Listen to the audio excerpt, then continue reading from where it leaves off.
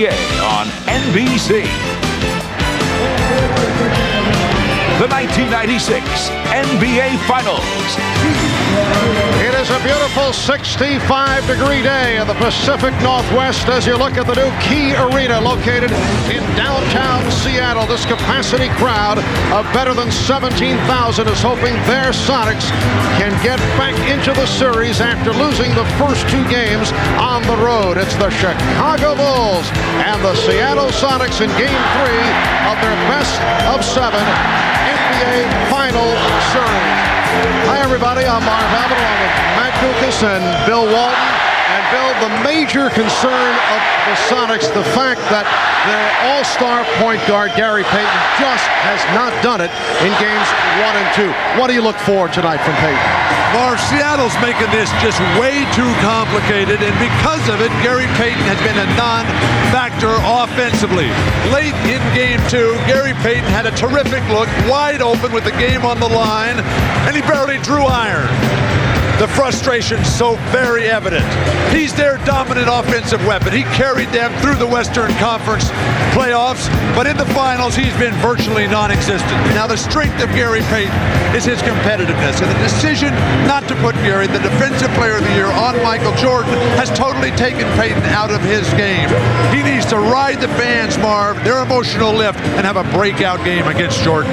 And Matt, it's clear in the first two games of this series, the Sonics' major emphasis has been in the direction of Michael Jordan. Seattle's strategy has been to double-team Michael Jordan. Easier said than done. He is too quick and too alert. In the post, Jordan knows help is coming. He feels the double team coming from the top, but escapes with a hard spin to the baseline. No weak side help and no chance. Then with Detlef Schrempf on Michael, Percy Hawkins comes to double. Then Gary Payton makes it a triple team, and all fail to keep him out of the middle. The draw dish to Pippen for one of his 8 assists in Game 2.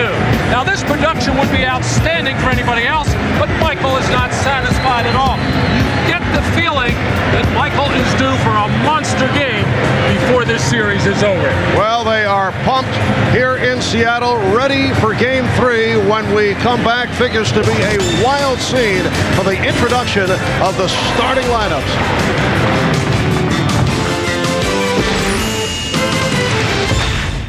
NBC is brought to you by Miller Lite.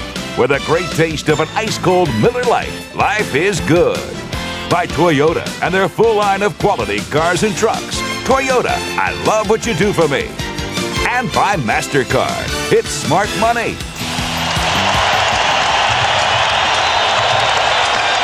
We welcome you back to the Key Arena in Seattle. And they are standing and cheering for the Seattle Supersonics, who are 44-5 here at home, including the playoffs, and that also includes a victory over the Chicago Bulls last November. We're set for the introduction of the starting lineups. Let's go to the public address and Jim Gracie. Ladies and gentlemen, welcome to Key Arena at Seattle Center for Game 3 of the 1996 NBA Finals between the Chicago Bulls and your Seattle Supersonics.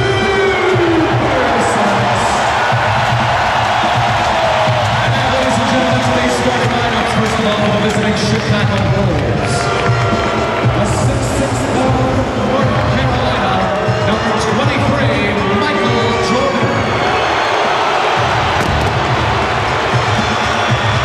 A 6'11" guard from Croatia, number 7, Toni Kukoc.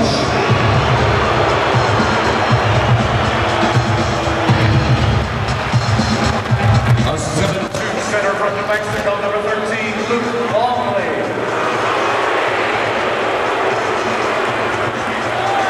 A 6'7" forward from Central Arkansas, number 33, Scottie Pippen. And a 6'6" forward from Southeastern Oklahoma State, number 91, Dennis Rodman. And the head coach of the Chicago Bulls, Phil Jackson.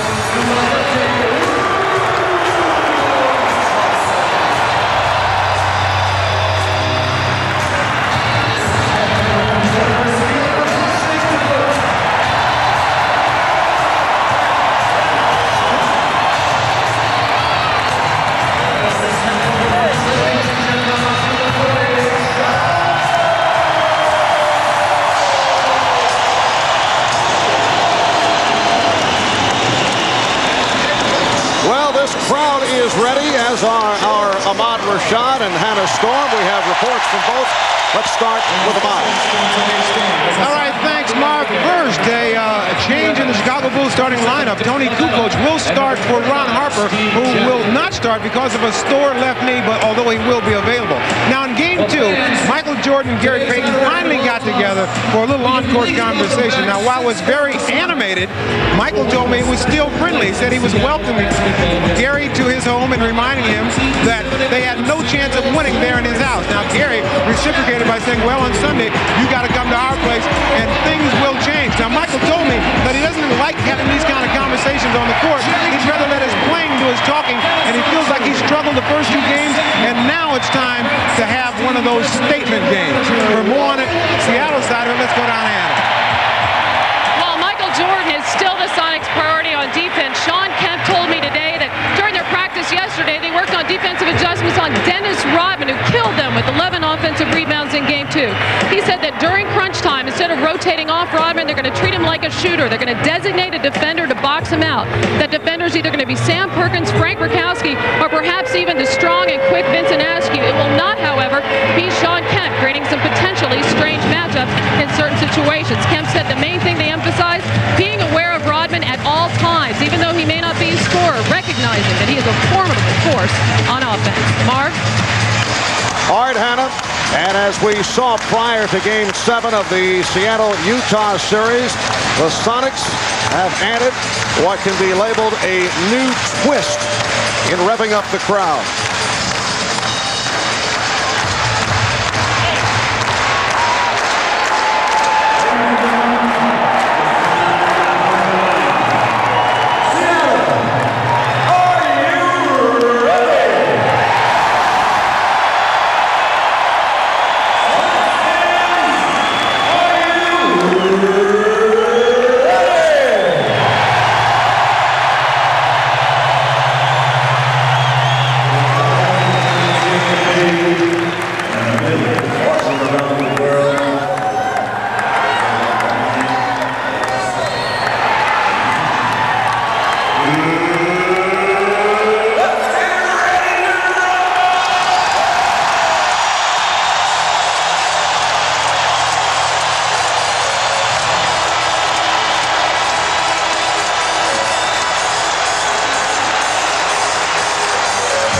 Boxing ring announcer Michael Buffer making the trip to Seattle, but you know, he might want to consider switching to the decaf latte.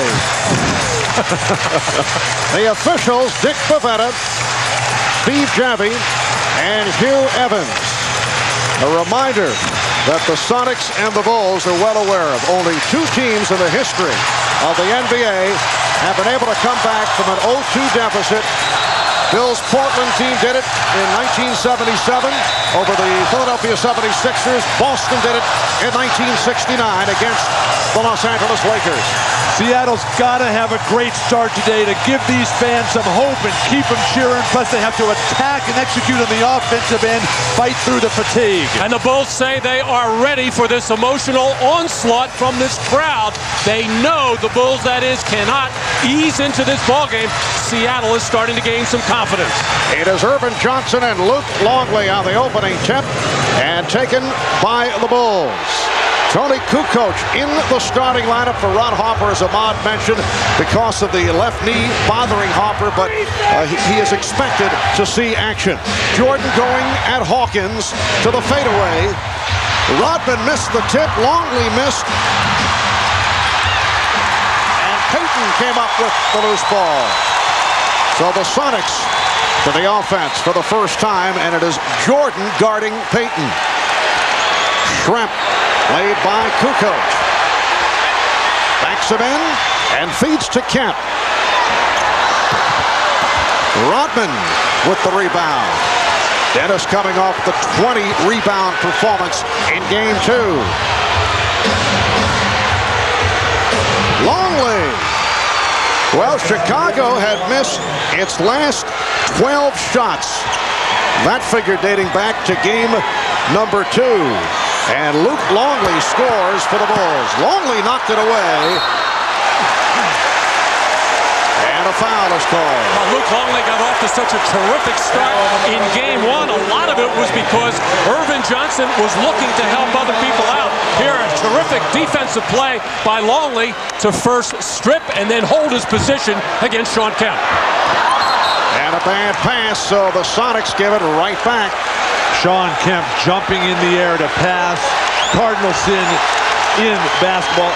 I don't see what Luke Longley did to deserve that foul. He stood totally still. Here is Kukoc. Well, Michael Jordan had a little chat with Tony Kukoc during the course of game two and felt that he was a bit on the passive side. We recall he was tentative, held back in taking shots. And again, the ball to the Bulls, a traveling violation. And Tony Kukoc took some big shots in the third quarter, and as he did in game number one, helped to turn things around. Pippen able to save that backdoor pass. Here is Jordan for three. The Bulls continue their terrific ball movement, and I like the fact that Michael Jordan is guarding Gary Payton here. He is not going to let Gary Payton get off.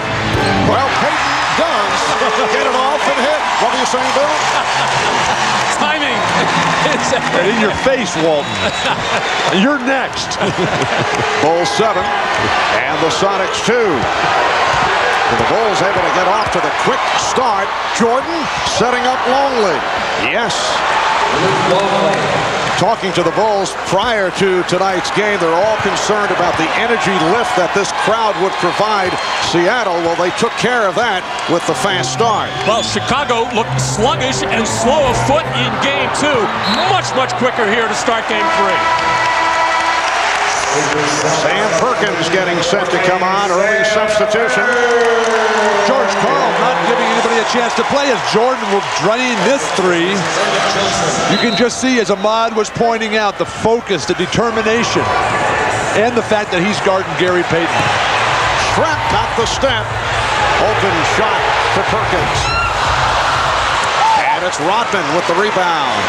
George Karl yanks Irvin Johnson, who did nothing right or nothing wrong, but in a couple minutes, what do you expect? And then they give Sam Perkins a shot too early. Here comes Shrimp. Hawkins.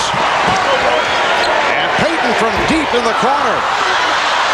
Rodman for Jordan. 2-on-1 development. The lead for Kukoc. Stopped by Hawkins. And a jump ball. Good play by Percy Hawkins. Hugh Evans called a jump ball, but the outside official, Dick Bavetta, has called a foul on Hawkins.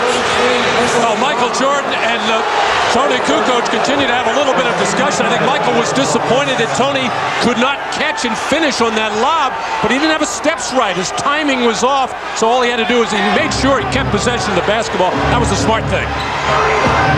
Pippen got the step and puts home the putback. It's always funny because a great player. Oh, they're going to call a foul on Rodman in the transition game. Well, not a foul, excuse me. Now they do indicate a foul call. It is on Rodman, and a timeout is taken with 8:29 remaining in the first quarter. The Bulls with an 11-2 advantage. Although the Bulls won game two on Friday night in Chicago, Michael Jordan was not pleased with his own play or with the play of his teammates, and we talked about that earlier with Michael.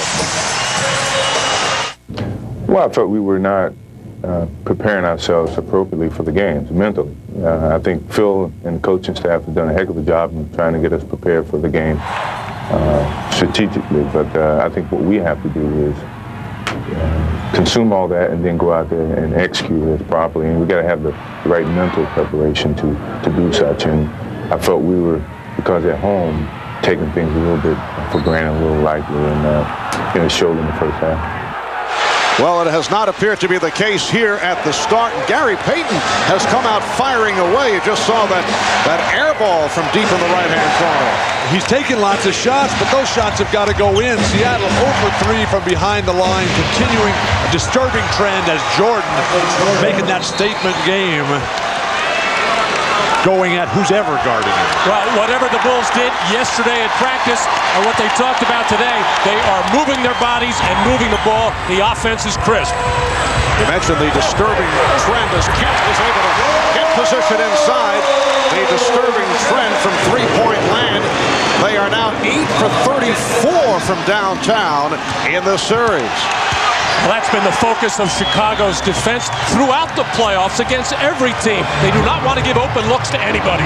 Tony Kukoc with a beautiful move. He's hit 2 of 3. And the Bulls are up 15-4. Another bad pass. The sloppy play by Seattle continues. Assist to turnover ratio. We talked about it at the Open. Plus, you get this sense that this is like Game 3. Chicago at Orlando, that 20-point victory. Chicago came out and played perfect basketball, particularly from the defensive end. Backdoor lead for Longley, who blew the layup. And here's Kemp. Offensive foul. It's a charge on Kemp. Well, Dennis Rodman saw that one coming from about 30 feet away, and he couldn't believe it. Shawn Kemp just kept coming and coming and coming. He was standing there waiting forever. The offensive charge. Another turnover. And twice now, Jordan at the offensive end has thrown loud passes. Once to Kukoc, once to Longley. I don't know if they work on those in their native Yugoslavia and in Australia. They need more television sets over there. Hill turning very, very cruel here. Well, that's how you learn the game, Marv, is as a kid watching the games. We may see Michael curb those lob passes the rest of the way. Throw them to Scotty and Rodman. Illegal defense was just called for the first time against Seattle. Here's Kukoc for 3. Well, Phil Jackson forced to go with Tony Kukoc as the starter because of the knee problem suffered by Ron Harper, and Kukoc has come out on fire. 3 of 4, 7 points. 18-4 Chicago lead. Schrempf for 3. Did not hit the rim. Very poor offensive execution. It's not the kind of start that Seattle needed. Chicago is playing perfect. And here's Pippen drawing the foul. Well, all season long, when Tony Kukoc has had the opportunity to start, he has delivered. In all of his statistics, much, much better. He's always been comfortable as a starter. You could see it in his eyes in this one. I think Seattle came out in this ballgame maybe relying too much on the emotion of the crowd in this building, and they have yet to settle down and just do not know where they want to go at the offensive end. Very haphazard. It is now Chicago 19 and Seattle 4. Percy Hawkins trying to put the move on Tony Kukoc. Shawn Kemp. And the Sonics are now rushing shots.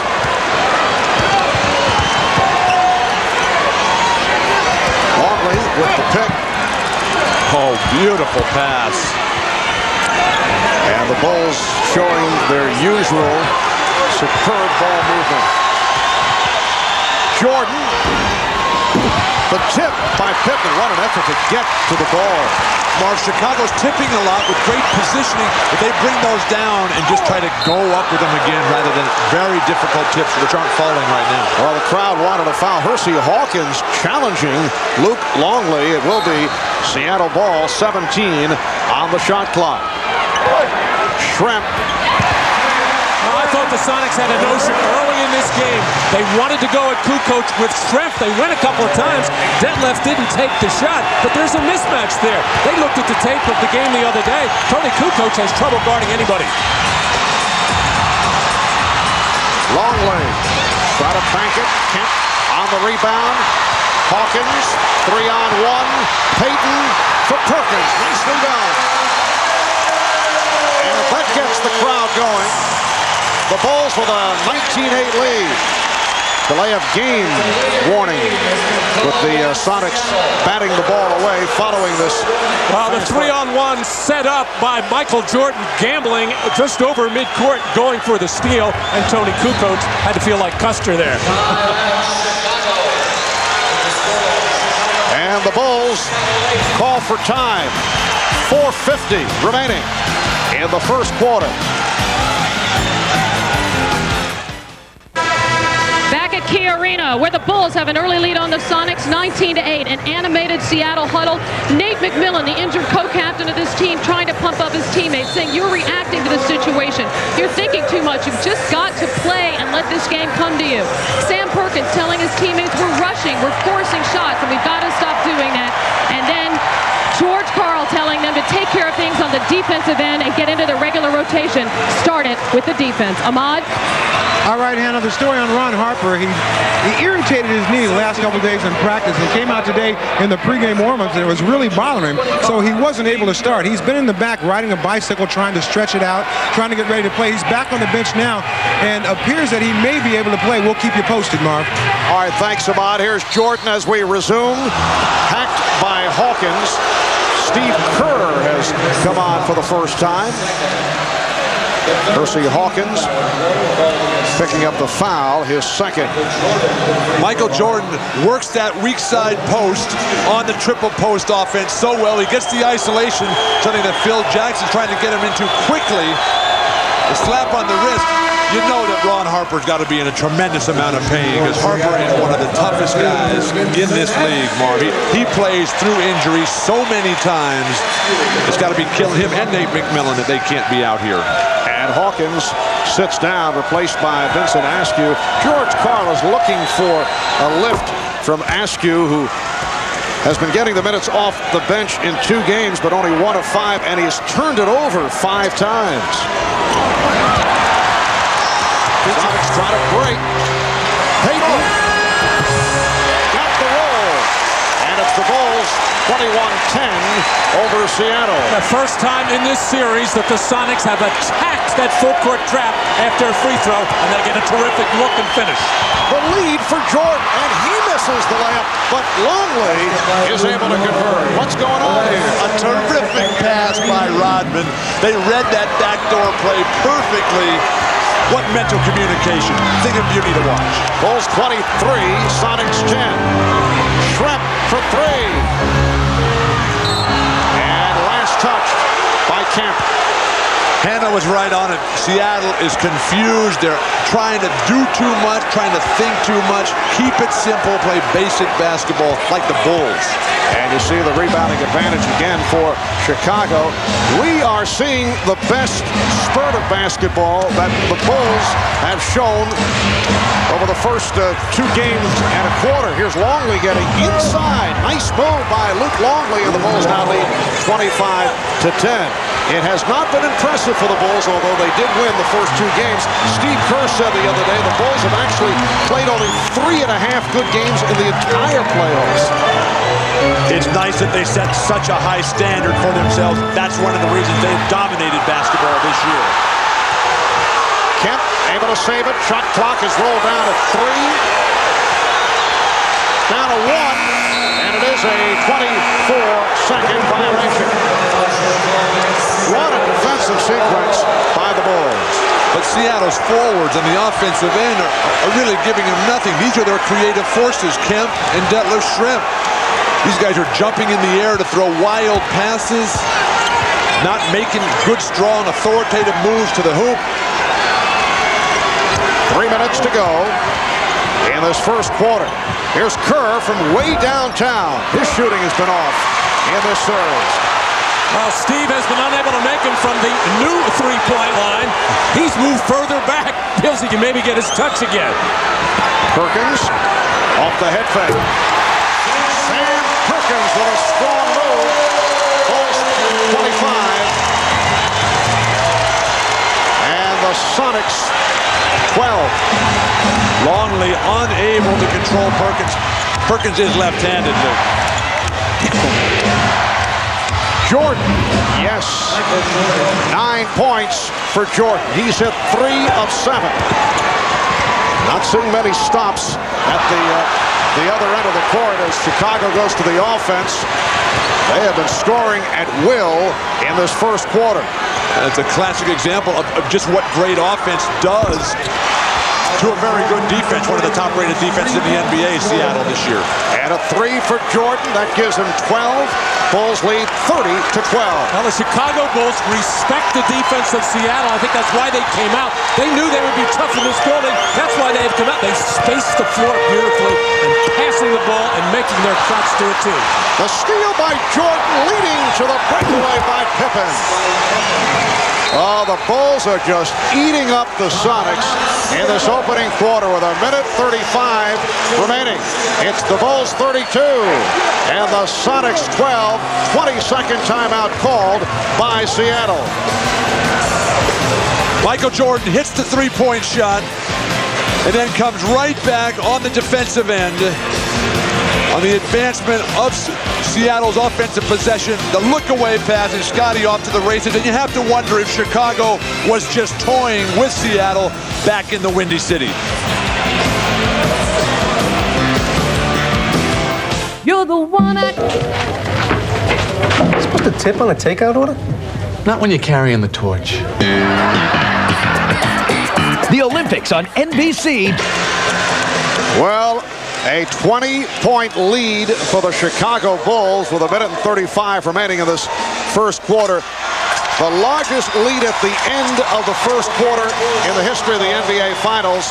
20-point lead by the Lakers over the New York Knicks back May 6th, 1970. That was game number 6 of that best-of-7, followed up by the long-remembered Willis Reed appearance in Game 7 back at Madison Square Garden, leading to the victory in the series by the Knicks over the Lakers.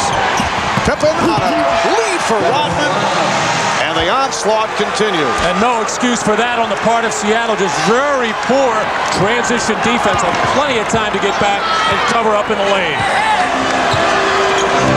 We're approaching 1 minute left in this first quarter. Trent, reverse, able to recover. And the Bulls now lead 34-14. Ron Harper is on the floor for the first time. Did not start because of the knee problem. Michael Jordan sitting out here in the final minute and a half of the first quarter. So Harper and Kerr at the guards. Kukoc, Pippen and Rodman up front. Kukoc forcing.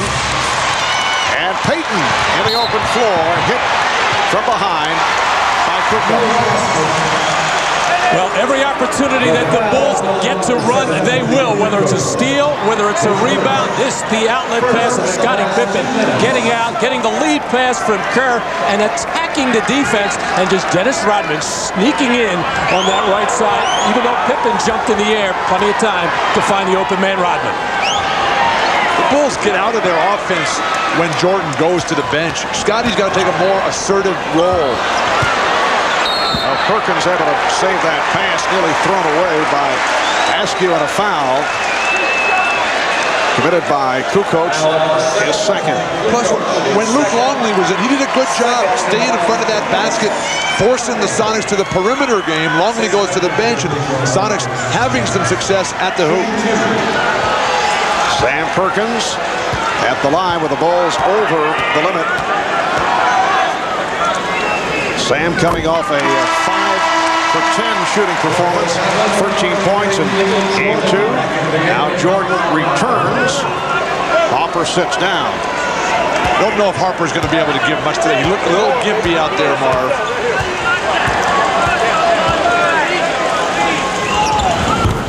16 seconds remaining in the quarter. 18-point Chicago lead.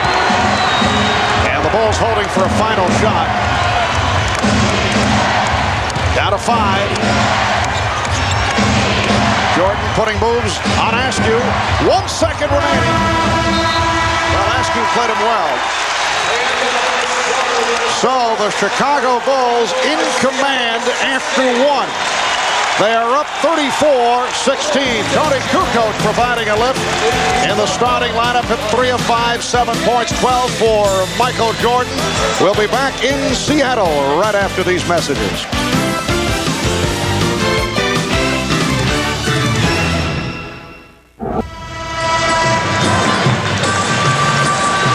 Well, the Bulls with a 34-16 lead on the Sonics as we head to the second quarter here in Seattle. Eddie Vedder of Pearl Jam on hand. He was at the 2 games in Chicago, a native of Seattle, although has ties to Dennis Rodman.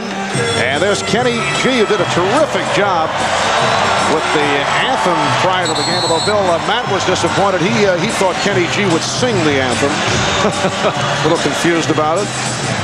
Kenny is a regular Sonic fan. Played the national anthem the opening night here, but the Sonics are shooting themselves in the foot here. They got 6 turnovers. They're 0 for 6 from behind the line. They've given up 6 offensive rebounds. They're down 18 points. Well, George Karl was telling us on Showtime that he thinks it's mental, not physical. It may be a bit of both here in the first half. Well, the Bulls have brought their A game in that first quarter. Nice move by Payton. And it's now Chicago 34 and Seattle 18. Bill Wennington on the floor for the first time. Jordan with Pippen, Kukoc, Wennington, and Rodman. Shot clock at 6. Jordan got the step, rejected by Kemp. Sean Kemp came over and made the block. Jordan is very frustrated. Just 2 seconds on the shot clock. He is playing so well. His teammates, Kukoc, not keeping up with Michael Jordan today, and he's frustrated about it. All right, Jordan. Will it count? No. 24-second violation. Well, Dick Bavetta, the trail official, having a look at this, but so difficult to hear. You see the shot clock on the left part of your screen. Very, very close. Michael Jordan, in his inner ear, he felt it was good. But, Bill, you have gotten the matchup that you have wanted so far in this series. Payton and Jordan finally matched up. And that was the first turnover committed by the Bulls. Foul on Wennington. I just don't understand why Seattle waits for game 3 to get it going. Or to get behind by 16. Absolutely. Payton, Askew, Hawkins, Perkins, and Kemp on the floor for George Karl. Here's Payton for 3. They cannot hit the 3-point shot. They have missed their last 14 from 3-point range. And that one didn't have a chance. It didn't look good at all. Wennington run into by Askew. And right away now Michael realized that he is being defended by Payton. He is just going to run to the low blocks on either side and try to be the post man in this triangle offense and try to get inside as much as possible. Not that Payton is much smaller, but Jordan's certainly stronger than Gary Payton inside. And you recall they got involved in a heated exchange during the fourth quarter on Friday night. Jordan said it was just conversation. He said he can't get in my head, and I'm pretty sure he's not going to let me get in his head. Jordan said to this point, that is a standoff. Kukoc. Oh, what a move by Jordan, but not able to hit. Just watching Jordan and getting in up close to his face and seeing the defensive effort. Askew with the floor. And the Sonics showing some signs. They are now down by 14. But Jordan's presence just so inspirational. And the crowd very much back into it. Hugh Evans calls the foul on Gary Payton. 8:01 by Seattle. And right away, Michael wanting to take that weak side post position against Payton, and Payton battles hard. This is why he is the defensive player of the year, and really, that was not a foul. That was just good, hard, tough post defense. If that were two big men, they wouldn't have blown the whistle. And Now the battle continues between Jordan and Payton. Jordan turned it over. Picked off by Hawkins, who was blocked by Pippen for the foul on Scottie Pippen. And Michael is forcing things a little bit right now. He wants to take it to Gary Payton in every opportunity. Timeout taken by Phil Jackson. 2:04 gone by in the second. The NBA Finals continue. Game 4 Wednesday night at 9 Eastern on NBC. Pepper is just what the doctor ordered. We welcome you back to the Pacific Northwest as you look at Dennis Rodman, who a moment ago was hit with a technical foul for what is termed unsportsmanlike conduct. Well, I should say Dennis Rodman giving the two-hand disgusted wave towards referee Steve Javie. And that is automatic. We saw it in game 1 with Joe Crawford. As soon as you put those two hands up and wave in that fashion, you don't even have to say anything. That's an automatic technical. And Dennis is trying to explain to Coach Phil Jackson, I didn't do anything, Coach. Absolutely nothing. There's no way you can show up the referees. Dennis clearly at fault there. Hersey Hawkins converting on the technical. Once again, Dennis Rodman called for an early technical foul.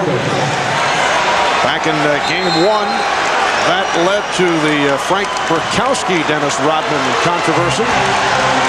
And Burkowski has not been a factor since. George Karl refused to give him a chance to play. And Burkowski can be a positive contributor for this Sonic team.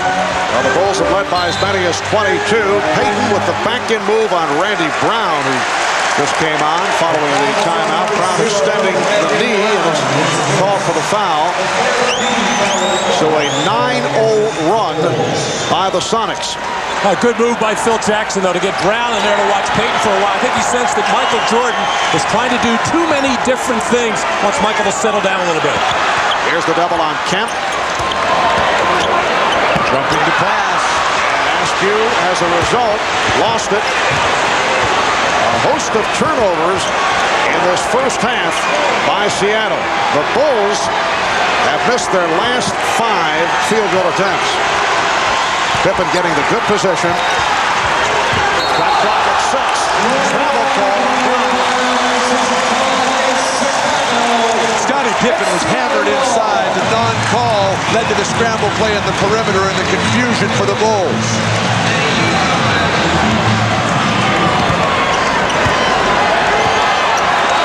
Payton again working on Brown. Payton lost his balance. Payton, oh, what a sequence for Gary Payton. Well, Gary Payton operates so well when he gets the ball down low on the left side. That's one of the things that Ron Harper has kept him from doing it. Brown puts good pressure on, but he still let him get that deep. But look at the size differential that Randy Brown gives up. Weddington going glass. And now Steve Javie with a call. Maybe a double foul here. Yes, it is. A double. It's on Kemp. And Rodman.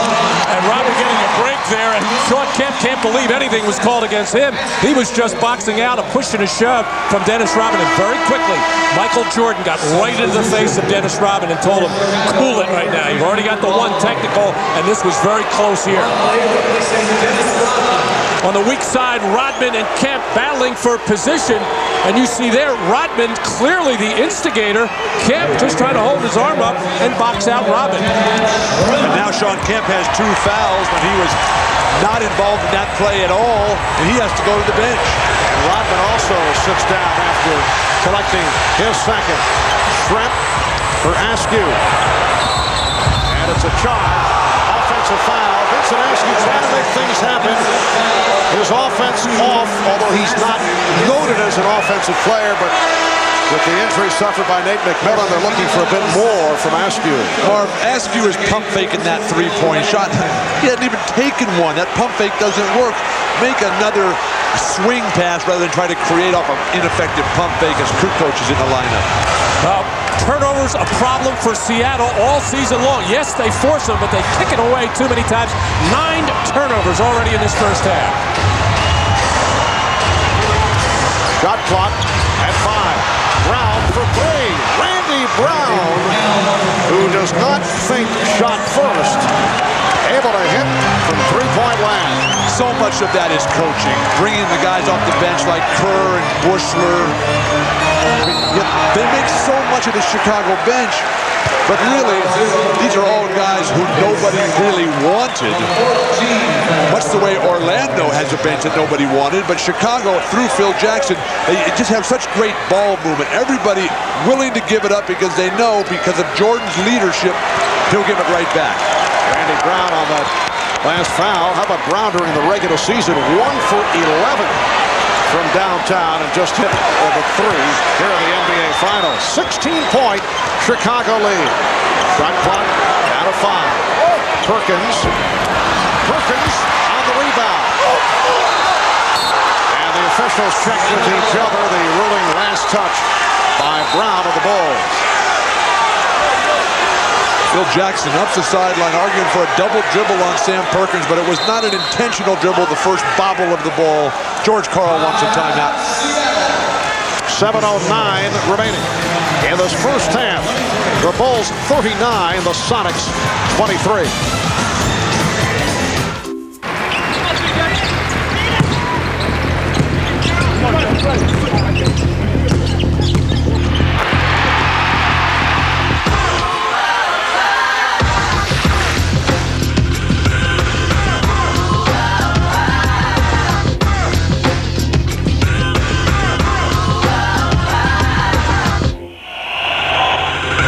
Life is a sport. Drink it up. After enjoying all the spectacular action of the NBA Finals, you'll know who reigns as NBA champs. Now go behind the scenes to find out where, when, and how they did it. Call a 10 defense. All this with the official 1996 NBA Finals video. Nothing gets you closer to the NBA Finals. Order yours now. Call toll-free 1-888-8-GET-NBA. This is not a good stat line for the Sonics. This includes tonight in the first half. They have picked up 41 assists, a low number, and they've turned it over 43 times. Well, it all speaks to their execution on offense. Not enough ball movement, not good passing, and consequently, you're not going to shoot the ball very well. But the Sonics have had problems with turning the ball over all season long. That man, Shawn Kemp, averaging 4 turnovers a game throughout the season. He's got 3 tonight, as does Askew. Kemp averaging over 30 points a game in this series. He's got 2 points this afternoon. Seattle had only 10 assists in the game on Friday night. Payton able to chase it down. Shrep eluding Bushler, who just came on. That left Shrep with his 3rd field goal. He has 6 points. And the Bulls now lead 39-25. Chicago is led by as many as 22. They came storming out to quiet this crowd. The crowd getting back into it with the good play by the Sonics, who were able to run off 9 straight points. Kukoc will go to the line as he was hit. This is just another example of what I would call careless defense. Yes, it's the way Seattle plays, but let's watch Detlef Schrempf first. Having to shake off the challenge shot there. Got a good look at the basket, as Detlef Schrempf is going to have to do a lot more of that. But at the other end, ball goes inside to Luke Longley, and Gary Payton just gambles and comes over and double teams, and then leaves his other defenders out of sorts underneath the basket. You just can't do that. Matt, Chicago is the best offensive team in basketball this year by the numbers, but they stick with their patterns. You always sense, well, we know this is coming because they're going to post up a guy, they're going to flash off. Seattle is too much of a scramble. Off the pressure defense, a foul on Bushler. Bulls over the foul limit. 6.5 minutes remaining in this first half. You see Frank Brickowski getting set to check in. Dennis Rodman has been sitting it out, as has Shawn Kemp after they picked up the double foul. Kemp is now back on the floor. Shawn Kemp very quiet in this first half. 1 of 3 from the field. So Bukowski checks in, and here's his good friend Dennis Rodman getting set to return. Now the courage of Phil Jackson right now. But Dennis Rodman already one technical, a couple of personal fouls. A volatile situation could develop, but I think Phil trying to show Dennis that he trusts him.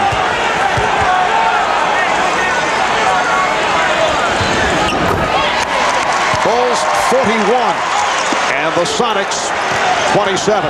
Coaches have to show trust in their players. That's why Phil Jackson is the coach of the year and the best coach in the NBA today. Bill, are you on the take here? Not that I would disagree with that, but you were pushing Phil right. Look what he does with this team. I mean, Luke Longley, nobody wanted him. Steve Kerr, nobody wanted here. Randy Brown, Bushler. He's taken all these guys. They learn from Jordan. They learn from Pippen. And they get an unbelievable team here that thinks basketball as a unit. Oh, I'm not disputing it, but I think this is about the 5th time it's been mentioned. And I wouldn't say that nobody wanted the players that you mentioned. It's just that they found their niche with this particular ball club. Luke Longley with a nice move as Rodman and Bukowski became entangled. Luke Longley with a terrific start. 5 of 8 from the field. 10 points. Bulls lead by 16. Schrempf for 3. And Rodman with the rebound.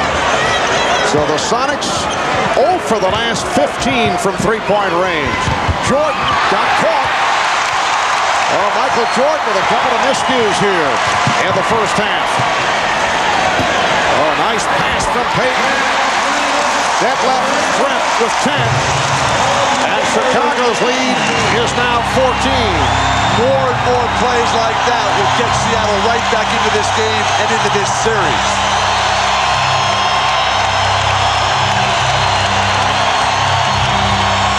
Kerr, yes. Steve Kerr with his first field goal coming into today. 1 of 11 from the field the first 2 games of this series.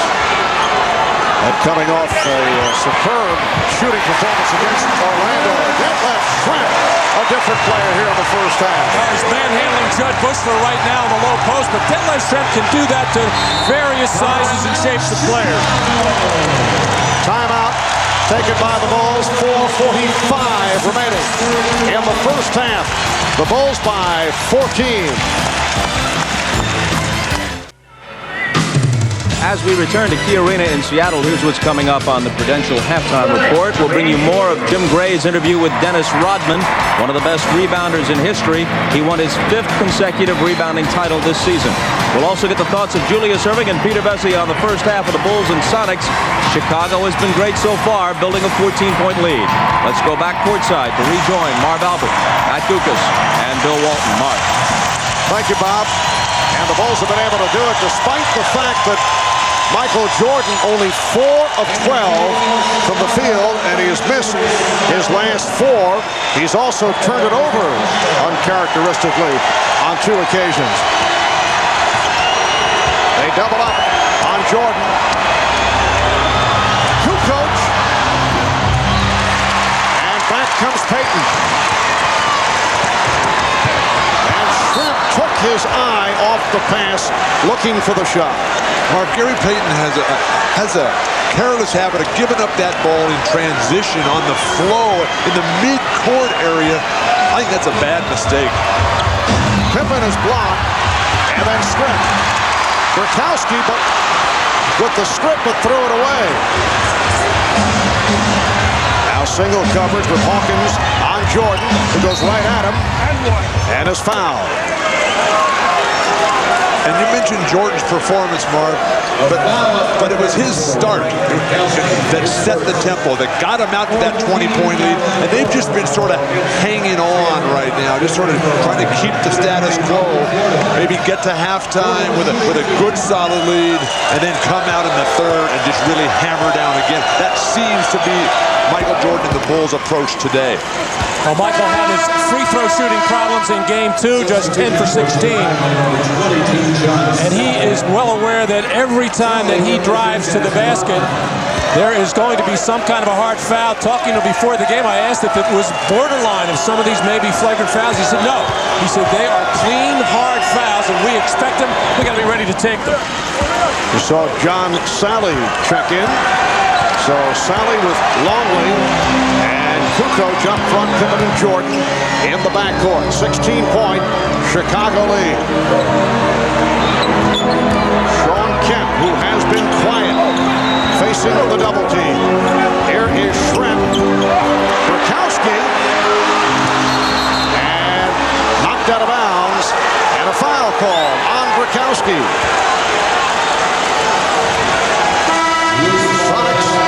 Over the limit as Burkowski commits his second personal. A wild offensive sequence for Seattle where they're really just throwing it up there. They need to get better shots. You drive in there, you draw the defense, and then you kick out to somebody who's standing at the foul line or the three-point line. Burkowski unable to get it going. And Burkowski sitting down. Jordan now with 15 points. The Bulls 48 and the Sonics 31. And this game 3 of the best-of-7 NBA Final Series. Game 4 here in Seattle Wednesday night. 9 o'clock start Eastern Time, 6 out on the West Coast. 3.5 remaining in the first half. Sally on Perkins. Kemp around Longley and fouled by Longley. Well, Sean Kemp is so confident when he goes in a one-on-one situation against Luke Longley, whether it's close to the basket, whether it's on the perimeter. He knows he can put the ball on the deck and get in there and create some contact from Luke Longley, and that was just a careless foul by Luke as he reached in. Sean Kemp with just one field goal, 1 of 3 at the line. Kemp has been the offense for the Sonics' first 2 games, 29 points. And in game 2, he had 32 points in game 1. Longley sitting down after picking up his second foul, leaves with 10 points. So the Bulls with a 49-33 lead. Marv Rodman's been in and out of the lineup so much tonight, almost like on a yo-yo there. Impossible for him to get a rhythm for the ball on the boards. Kukoc able to save it. Pippen resets. Shot clock down to 4. And it will be Seattle back in possession. Now, if you're George Karl, you're just hoping in these last 3 minutes that you can close this gap, get it to around 10 or 12, so you have something positive to talk about during halftime. Back comes Kukoc.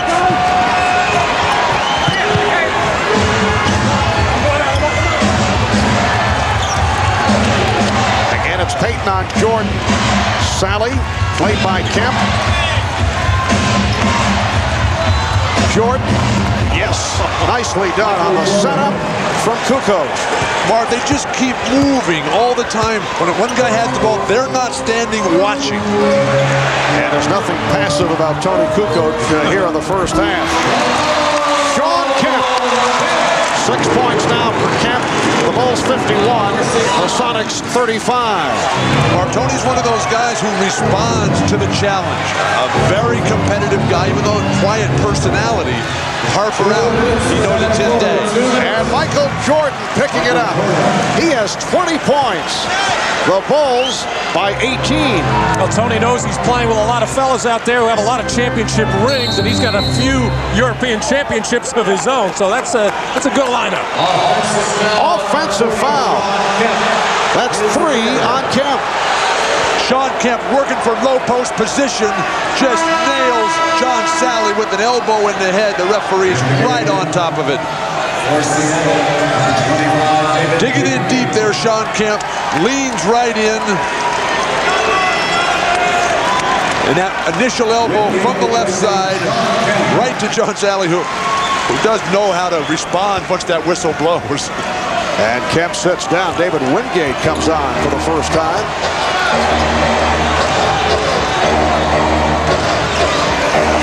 being guarded by Wingate. Shoots over.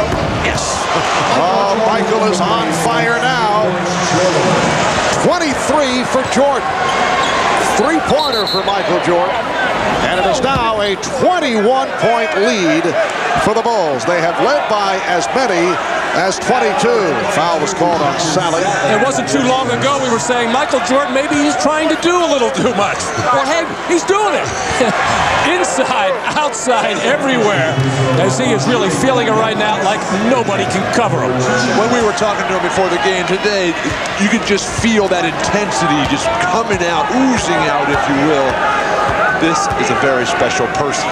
But of most significance, Michael telling us that he would like to play golf tomorrow, and the only way he could do it under his terms would be if the Bulls win today and Phil Jackson gives the club the day off from practice. And we said that might be your greatest motivation, and he did not disagree. Well, even if they don't have any time off from practice, the sun stays up so long in this town. 9:15 last night. It was still shining. Matt looking out the window with the watch in his hand. I wrote it in my diary. That must live in the southern hemisphere. Bulls with a 56-37 lead. Jordan. Yes.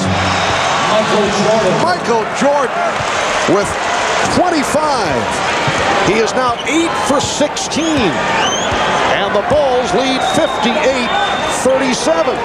Marv, it all comes down to style for the Bulls right now. Everything coming off, passing. The few occasions it does break down a little bit, Jordan always there to bail him out. Foul is called. Sally took down Perkins.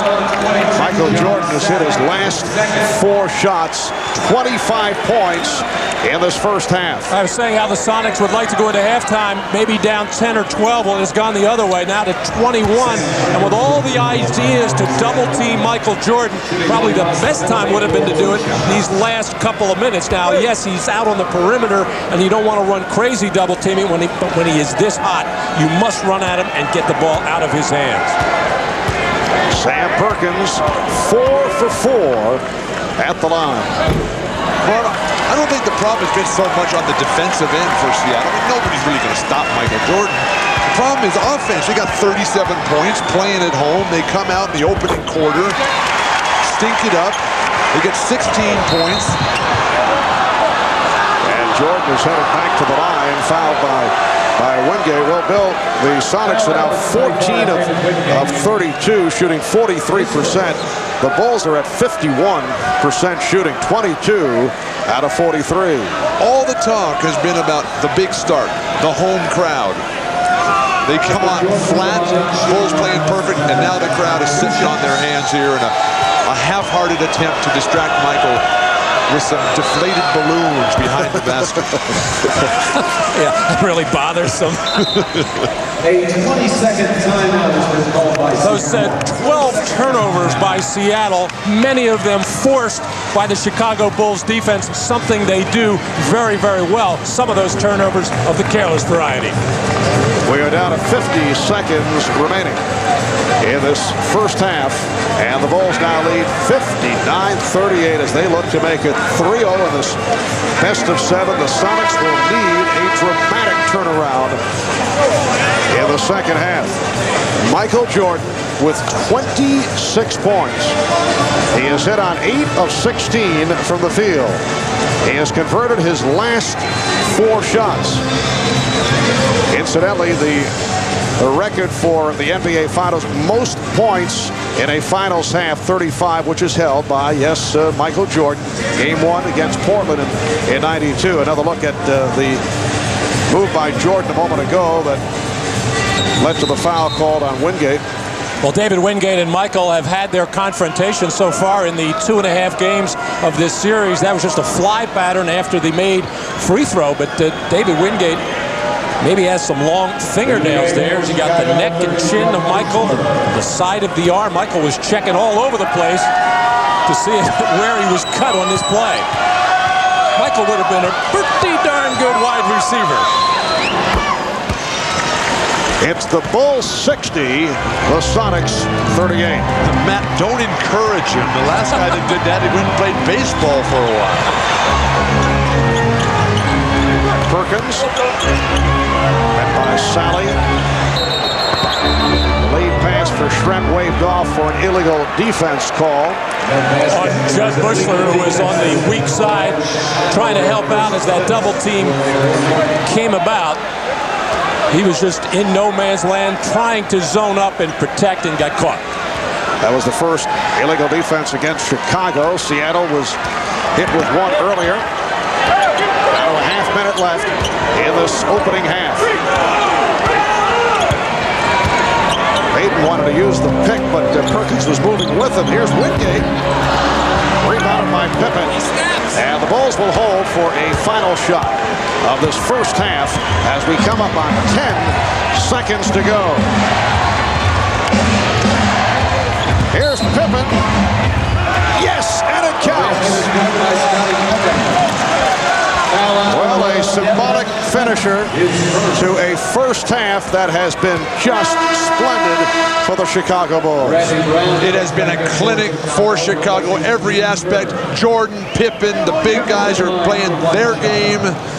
Dennis Rodman celebrating. And Warner's there. And refereeing. Yes. Something different. Well, they did miss a free throw. Final seconds of the half, biggest lead of the night, enjoyed by Chicago. Bushler with the steal.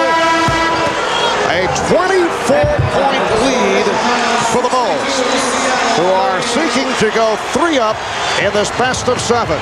Michael Jordan leading the way, 27 points, 15 in the second quarter. We'll be back in a moment with Bob Costas and the Prudential halftime report.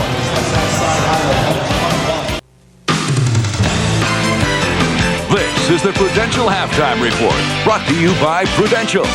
Live well, make a plan, be your own rock. Halftime of Game 3 at Key Arena with the Bulls leading the Sonics 62-38. Chicago led by 22 late in the first quarter. Seattle rallied, cut it in half, got to within 11, but now at the half they're down by 24. And Michael Jordan, who scored 28 in Game 1 and 29 in Game 2, already has 27 in this first half. Bob Costas back along with Dr. J and Peter Vesey, and we'll talk about the first half in our next segment. But first, to Dennis Rodman once again. He had a quiet first half on the backboards, grabbing 5 rebounds, and he scored just 2 points. He also picked up a technical foul in the second quarter for unsportsmanlike conduct, but he was the key figure in Game 2 with 20 rebounds. And after that game, he spoke with Jim Gray.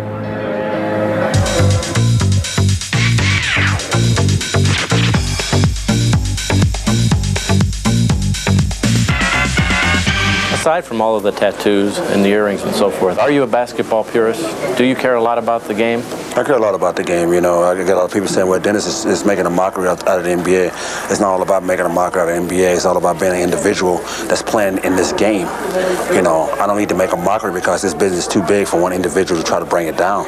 What made you decide to show all of this individualism?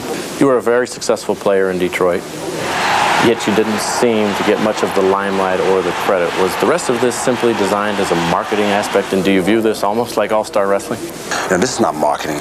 You don't market stuff like this. People in society don't like what I have, but the only reason why they liked it is because of who I am. I'm a basketball player. Can you explain the phenomenon that you have become, people stopping on the freeway with the billboard of your hair, kids emulating you, changing the color of their hair? Can you explain why you have become so popular? I think that people see it as an entertainment. They see someone out there say, wow, that's the guy with the red hair. That's the guy with the multicolored hair. The chameleon. That's going to be my new name, the chameleon. Not the word. Not the one, the chameleon. And kids relate to that. It's fun. It's not dangerous to anybody.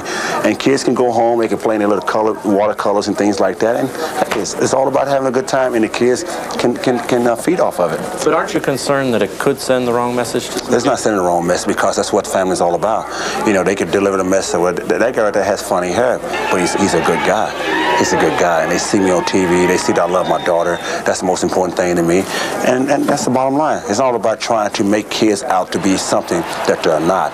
Would you want kids to emulate you? I just want them to enjoy me, to feel the emotion, to feel the excitement, the thrill, and the agony, what I go through in a game. And I think they feel that because I reach out to the people. I like to have all the DNAs, all the 22,544 people that come in this building, DNA inside me. And then when I'm out there performing, I want them to feel it. I want them to feel the bumps and bruises. I want them to feel get the rebound. I want to feel everything. Are you content? Are you happy with yourself and what you've become? I'm happy in a sense where I know I can control everything around me now. I know that I can provide entertainment for myself instead of worry about people coming to entertain Dennis Rodman. I know the value of life, the value of people and things that's going to happen before and after. So I think that's really getting Dennis Rodman over today. Does basketball matter to you? Being a good basketball player and having respect? It's not big. I don't give a damn if I'm the best basketball player in the world. I just want to fit in and be one of the 12 players on the floor. That's all. Just one of 12. There were some people who will hear this who think that's disingenuous, that's not honest. Well, if they think they don't give a damn about basketball, why am I playing? Why am I out there doing my job? Why am I out there winning basketball games? Why am I being so productive? Why am I out there busting my ass every night to do something that no one wants to do? If I didn't give a damn about basketball, I'd just go out there and just be just like any other average basketball player. But I'm being productive. At 35 years old, I play like I'm 20 years old. And I'm having a great time. Rodman flopped it into a flagrant foul. And that they have Dennis Rodman who cheats all over the court all the time. George Karl, after game one, had some very derogatory comments about you and your game. And in essence said you don't deserve any respect. What is your response to that? It's unfortunate that it has to be that way. You know, he asked me a question that he asked me a couple years ago, do you want to play for Seattle? I said, great, yeah, it'd be awesome. You know, but, you know, I think now it's all about head games. And I play that better than anybody in this business. And I can get over because I know that I'm a lot more mentally strong, physically strong, and go out there and do what I have to do. Well, the Bulls in general are doing what they have to do. We go to Peter Vecsey. Your take on Rodman. Well, we all know that you win championships in the NBA with strong defense, rebounding, psychological warfare. We know game one turned around when Frank Brickowski got thrown out after getting into an altercation with Rodman. Rodman dominated game two. And we know that in the history of this game, the only guys that have been able to dominate a game or a series without scoring a point are Magic Johnson, Bill Russell, and Dennis Rodman. I'm not saying Rodman's confident or overconfident, but he's already measured his navel for a ring. Well, let's leave. Very nice. Let's leave the off-court persona aside for a moment, which is probably just as well. You admire the way he does it on his own terms on the court. Absolutely, Bob. You know, I think Dennis is very clever with the amount of moxie that he has in his game. He psychologically and physically neutralizes his opponents. I think he's been able to silence his critics, his detractors, and all of the skeptics. And when you add the fact that he has so much athleticism and talent, you know, this guy is just a complete package that night in and night out on the court, you have to have respect for him. Okay, when we come back, we'll talk about the first half of the Bulls and Sonics. Try to think of enough superlatives. Chicago up by 24, but first a message from Prudential and a word from the NBA.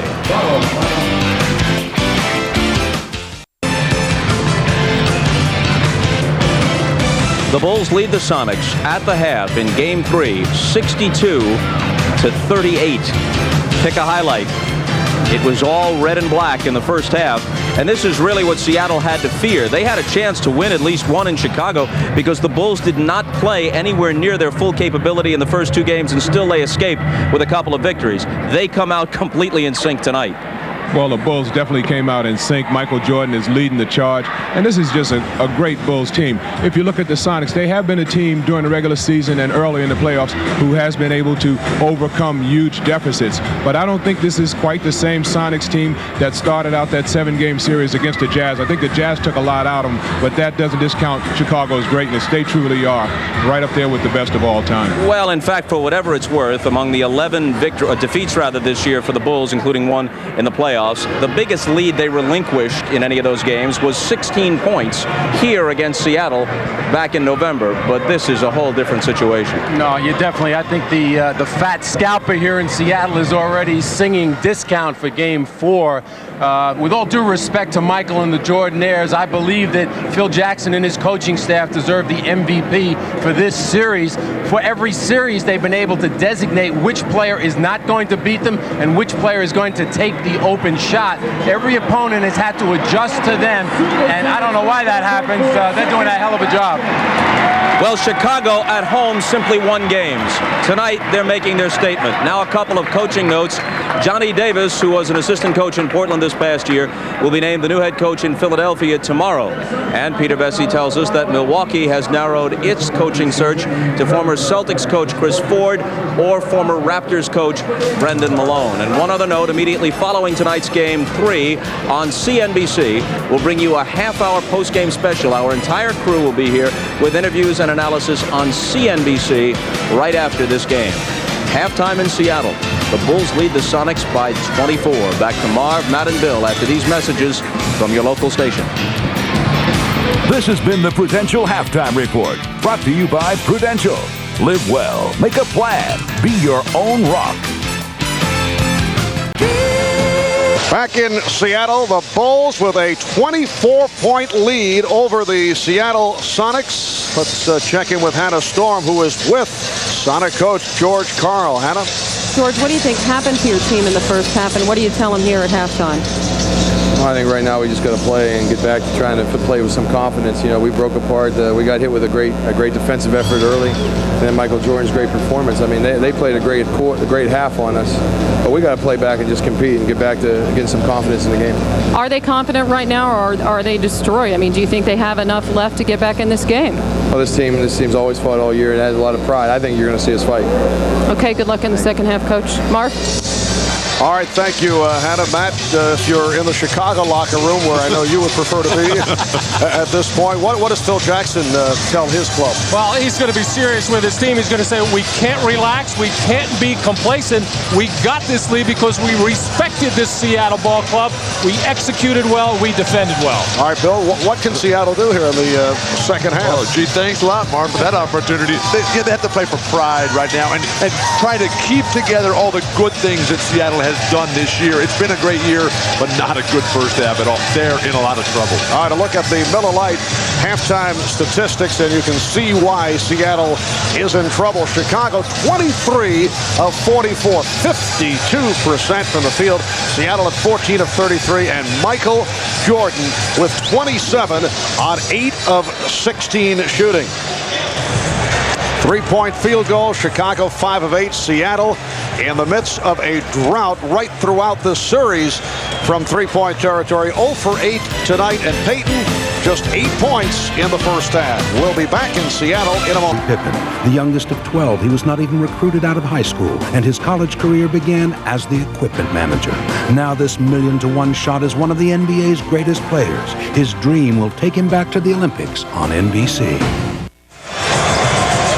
We are back at the Key Arena, which has been kept relatively quiet in this first half by this commanding Chicago lead. Let's check in with Ahmad Rashad. Ahmad? All right, thanks, Mark. Excuse me, Dick. I'm trying to do a reporting. Phil Jackson, unlike in Game 2, didn't have much to say to his team at halftime, but he did say that the second half will mean nothing if they can't pick up where they left off in the first half. Also, to be wary of Seattle coming out and pressing. Mark? Oh, that official Dick Pavetta is such a wacky guy, isn't he? He'll do anything for odd camera time. Seattle starting Frank Brickowski in the second half, not going with Irvin Johnson, who's been the starter. Maybe Frank Brickowski can give him something from the perimeter as the Sonics really struggle from downtown. Audley comes out, followed by Brickowski. Shot clock is down to 2. Here is Longley. Luke Longley with 12 points, and the Bulls now lead 64-38. Marv, remember what Michael was telling us before the game about how he was lecturing Luke about when you get popped in the eye like that, take those 5 stitches. You got to come out and show them that you're not going to allow that to happen anymore. Longley's done it with his game today. Took an inadvertent elbow from Sean Kemp.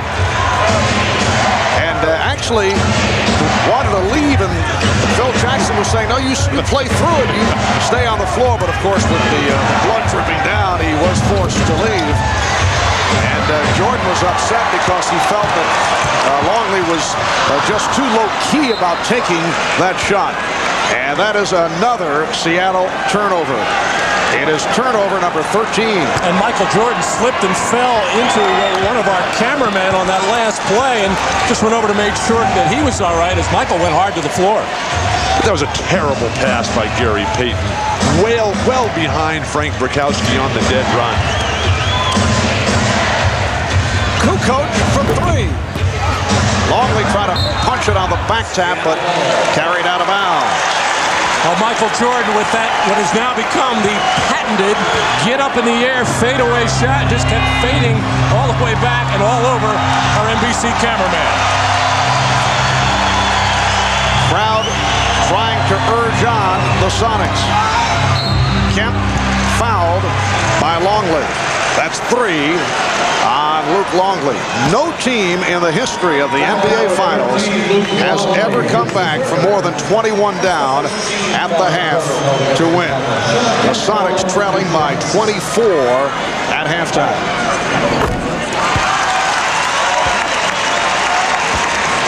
That's the biggest comeback victory in the history of the finals. Baltimore beat Philadelphia back in April of 1948, coming back from a 21-point deficit. Bulls now lead 64-40. Sorry, I don't have anything more to give you on that Baltimore-Philly game in 48, Marv. Well, I know Matt can fill us in on that one. Freddie Scolari in the backcourt for the Baltimore Bullets. I knew that. Did you coach him too? Where's it? Good defense by the Sonics. Pippen.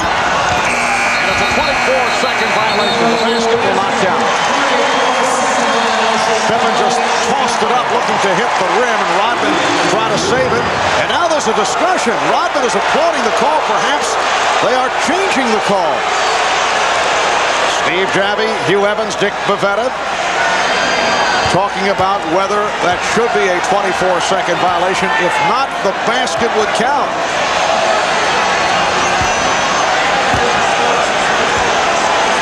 So tough because they have to visualize the replay in their mind. Of course, not allowed to use television replays. There is no 24-second violation because the ball hits the ring. We'll get the ruling. Here's another look at it. Has the ball. The whistle blows and it goes to the rim. Yes, it did graze the rim. So the basket does not count, but they'll there is no 24-second violation. See how they reset the clock. They'll put some time back up. Well, they'd have to give him a full 24 because the ball did hit the rim. And a good ruling by the officials as the shot clock sounded and the whistle blew, just everybody basically stopped other than the alert Dennis Rodman. And there again was Shawn Kemp unable to keep Dennis Rodman off the board. Hannah was talking about that's what they did all day yesterday in practice. Interesting how they wait until before game 3 to realize he had to block Dennis Rodman off. Kowski trying to tie up Longley. Jordan rebounded by Brickowski, and he nearly threw it away. Hawkins eluding Jordan, who picks up the foul. That is his first. I've always loved it, Marv, when these great players like Jordan and Barkley and Bird and Magic, who are so involved in every play, and finally, midway through the second half, there's their first foul. Brickowski just leveled Rodman a 3 for Hersey Hawkins. Dennis made a bit more out of it, though, as he went to the floor.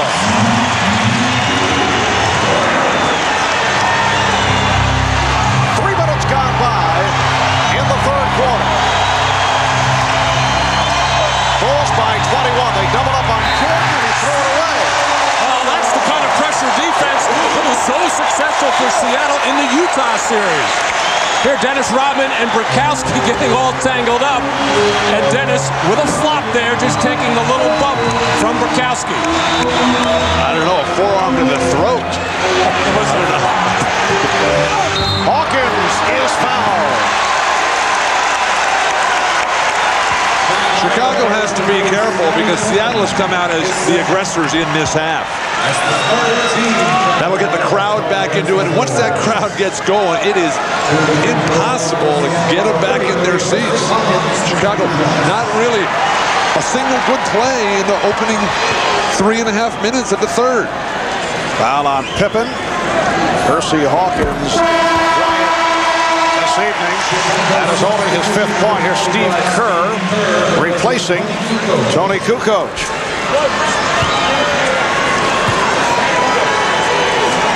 Tony Kukoc providing a lift for the Bulls in the first half. Started the game because Ron Harper is bothered by a knee problem. Kukoc with 9 points. So the Bulls now lead 64-45, pressure by the Sonics, and Longley is able to bring it across. One of the reasons for Kerr is that he is expert against the trapping, pressing defenses that Seattle's going to throw on the rest of this game. Longley. And Jordan able to keep it alive with 24 for the Bulls. Jordan fouled.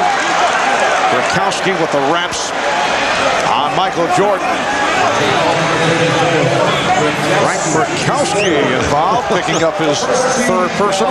And Rakowski and Rodman having some extracurricular talk there. Michael Jordan once again quickly getting over to Rodman and pulling him away. Well, the crowd here in Seattle very much back into it, with the Sonics chipping away but still trailing by 19. Travel called on Longley. Well, you can also tell from the talk of George Karl in that halftime saying, hey guys, we got to let it all go right here. Frank Rakowski, if you can get somebody involved, do it. Sean Kemp, you have to start getting physically involved in this ball game. 7-0 run by the Sonics. Bulls have led by as many as 26.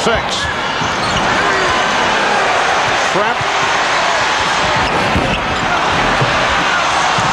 Rebounded by Longley. Crowd wanted a traveling violation on Longley. Well, that's the kind of offensive play that's typified Seattle all day.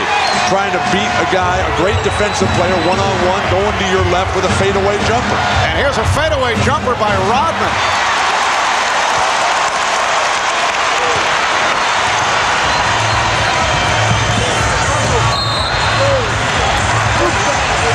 It is a 3-second violation call on Sean Kemp. But this is the kind of Seattle defense that I think everybody in this building, and I know we expected at the start of this game.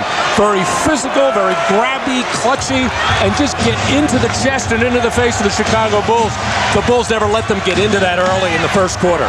Yes, the Sonics swarming defensively here in the third. And they've cut into that Bulls lead.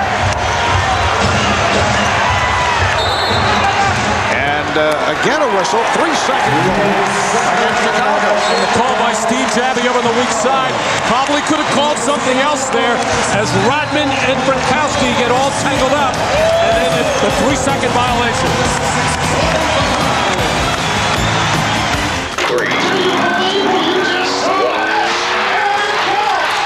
By Bud Light, official sponsor of the 1996 Olympic Summer Games. Make it a Bud Light. By Oldsmobile and your authorized Aurora retailers. And by Reebok. Are you prepared to say, this is my planet? Well, Seattle's defense has gotten serious here at the start of the third quarter, challenging every pass, every shot, and here's Sean Kemp popping Rodman in the chest, and as they get all tangled up, something could have been called there of a foul nature, but the official wisely called the 3-second violation. You should be happy with that call. Well, Dennis Rodman has to be very careful. This is where he usually has his problems. When they're way up, the game is not in the balance. And where was this physical response from Seattle early on in this series? Well, the Bulls have not scored in 4.5 minutes. They've been outscored here in the third, 7-2. Kemp had it excellently knocked away by Payton. Able to recover and hit. The Bulls 64 and the Sonics 47. 6.5 remaining in the third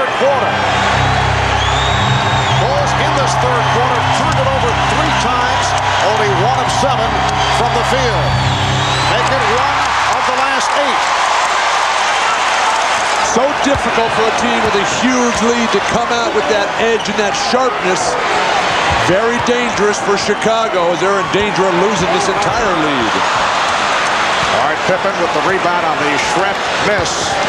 Well, the Bulls with a magnificent first half, probably their best of the playoff run.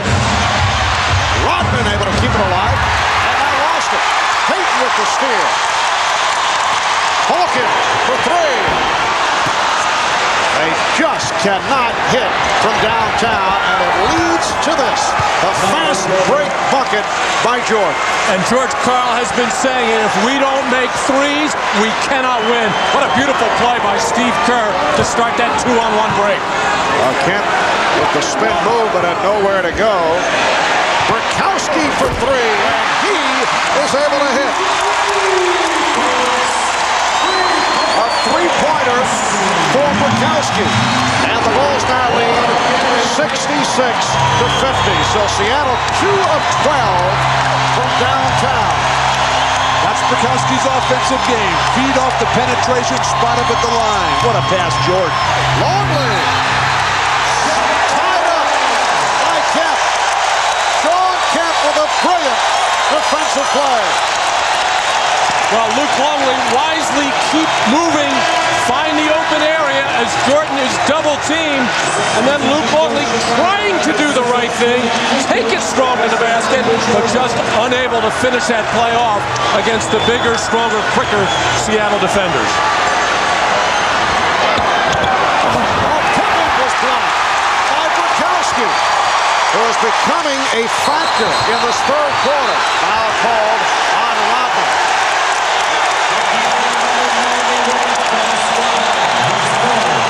That's 3 on Rodman, and the Bulls now with 4:53 to go in this third quarter, leading by 16. A look at the block by Burkowski. Way too casual by Pippen, but Burkowski showing the skills that he has. Spot-up shooter, good interior, rugged defender. Second team foul against Seattle.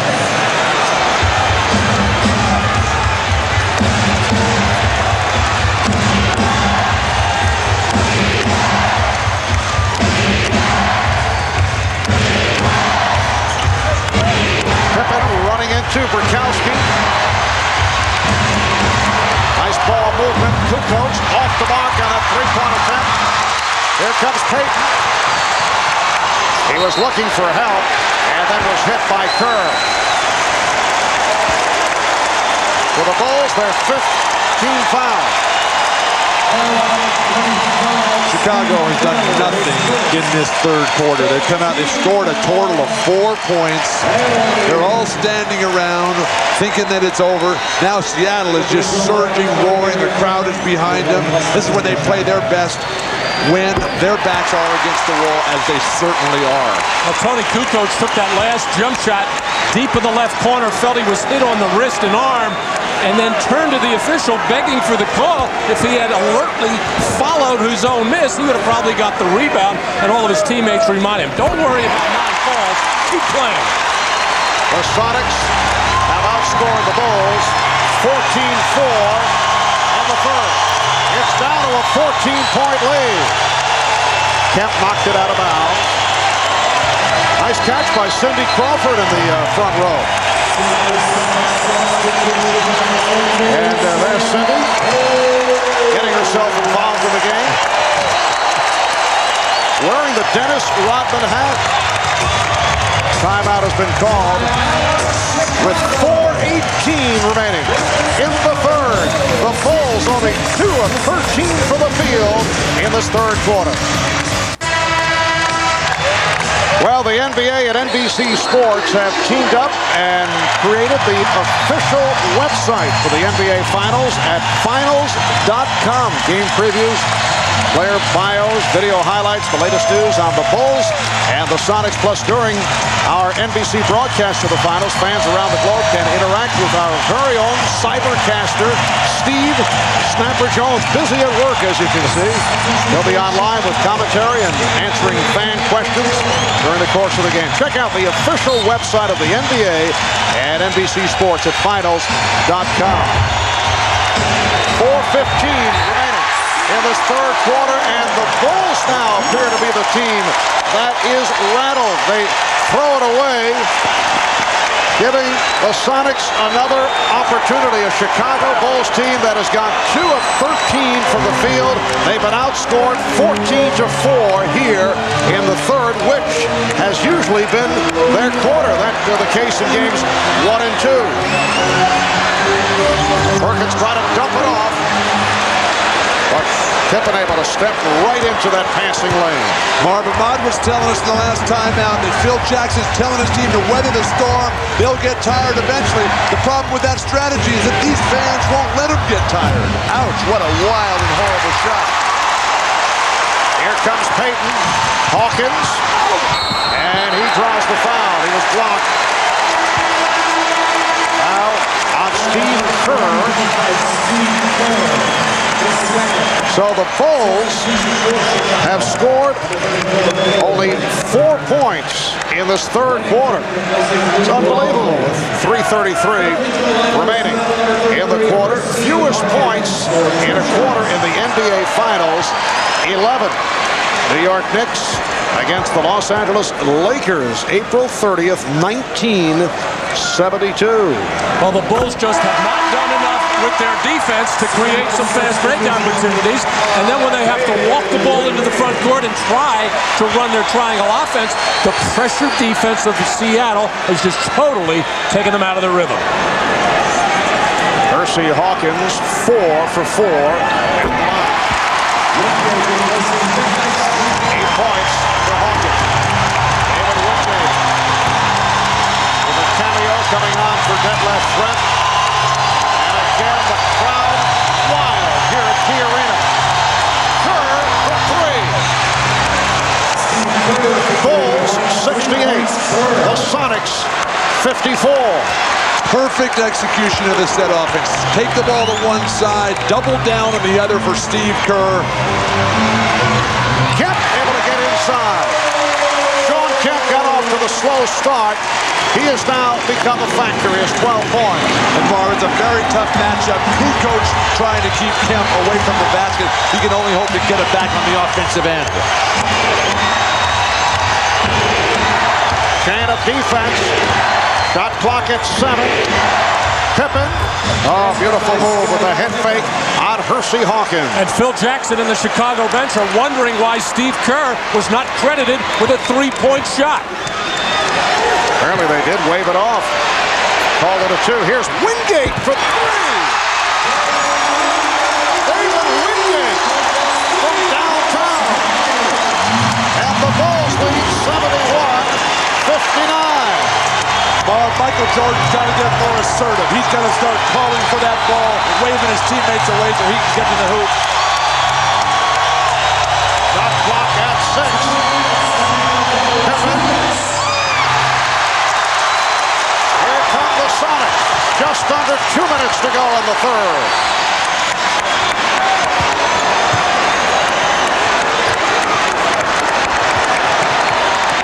Now Payton Postman.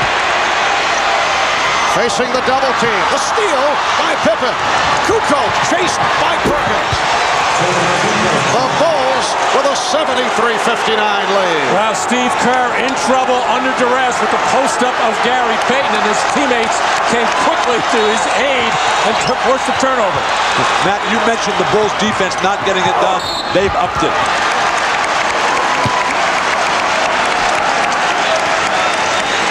In that low post, Gary Payton, who has tortured all the short guards in the Western Conference, realized he's got Kerr, but the double team just leads to easy fast breaks.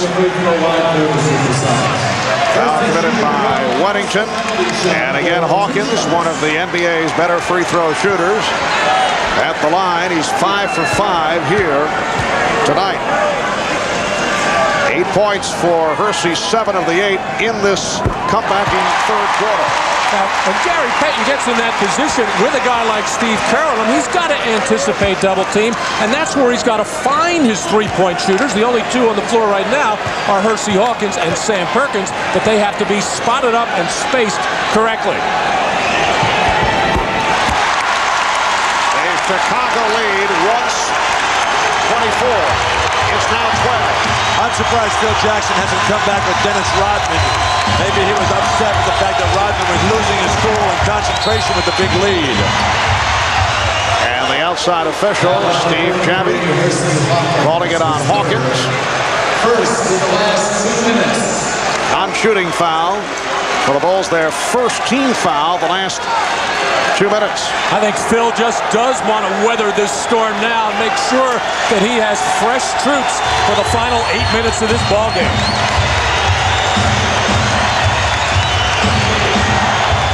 Kukoc watched by Kemp. Wingate is on Jordan.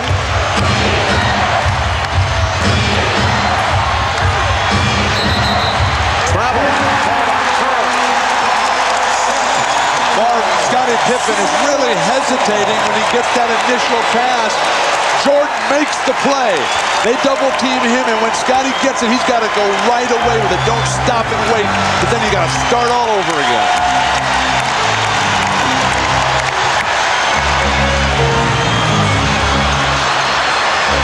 Down to 40 seconds remaining in the third. Hawkins got the step. Wingate. Called for travel.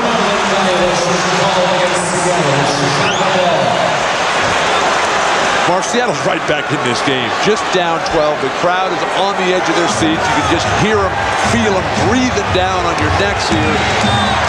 Their offense has really picked up. This is Seattle's Sonic basketball. But this is as tough and intense a defense as you'll see all season long from two teams on the same floor. Bill Wennington with a second field goal. It's the Bulls 75, the Sonics 61, 10 seconds to go in the third quarter. Down to 5. Wingate. And that is it for the third quarter. Seattle outscored Chicago 23-13 to get back into it. Trailing by 24 at the half, trailing by as many as 26. It is now a 14-point game.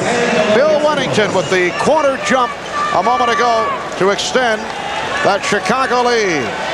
Dennis Rodman sitting out a good portion of this third quarter. We'll be back with the fourth after these messages and a word from your local station.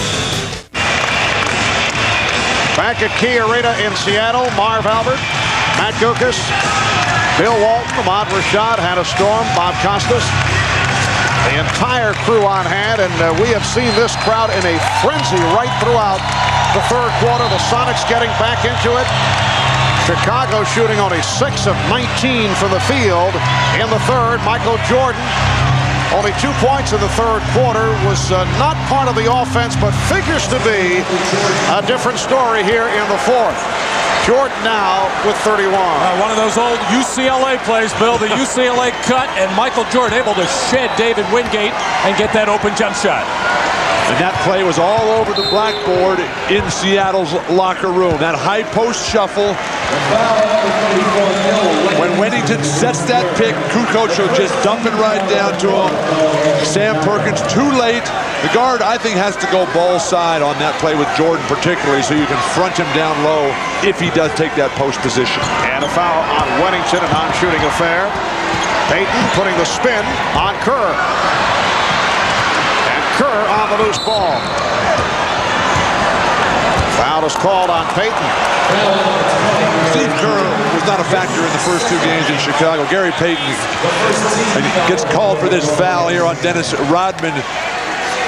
Just holds him, keeps him from coming up the lane, and then says, Who, me? I didn't foul him. And a technical foul has been called.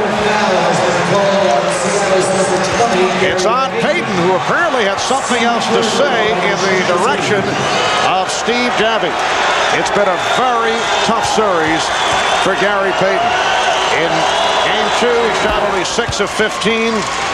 Game 1, played 47 minutes, only 6 of 17 from the field. And it's hard to understand what he could possibly be complaining about. He clearly grabbed Dennis Rodman. It was a good call. Bulls by 17. And Kukoc took the hit. Met by the double team of Schrempf and Wingate. Foul on David Wingate. And Gary Payton continues to glare at the official Steve Javie, who called the technical foul on him. That will not help his cause one little bit. Jordan with the pull-up. Yes! And it counts. Foul committed by Wingate. And Jordan to the line. So kind of a restful third quarter for Michael Jordan, who is certainly right back to it. It just appears as if the Bulls and Michael Jordan can do whatever they want, whenever they want. Seattle comes back, plays their best basketball of the series in the third, and right away Michael Jordan says, hey, just give me the ball and get out of the way. Jumper in your face. And hey, Frank Brickowski was not a catalyst by any means, but he did give the Sonics a different look. More physical play and seemed to give the team a lift. I'm a little surprised he's not in there right now. And this call away from the ball. Rodman. A push on Kemp. That's 4 on Dennis Rodman. Dennis Rodman, who plays very tough low post defense and has that habit of snapping that neck back. Nobody ever hits him in the face when he does that. That was not a defensive foul on Dennis Rodman. And another one on Dennis Rodman. And that's 5 on Rodman. Luke Longley walking over to the scorer's table. He will come on for Rodman. Rodman and Kemp underneath the basket. Hard to see where that foul is on Dennis Rodman. Shawn Kemp initiated everything. This points out the problem that Ron Harper not being available today, just not the regular rotations to keep Kukoc in the back, in the front court. But obviously the Bulls have managed despite that. It helps when you have Michael Jordan on your team in a lot of different respects. A 20-point Chicago lead. Kukoc for 3. And Perkins with the box out. Schrempf had to save that lead thrown by Payton.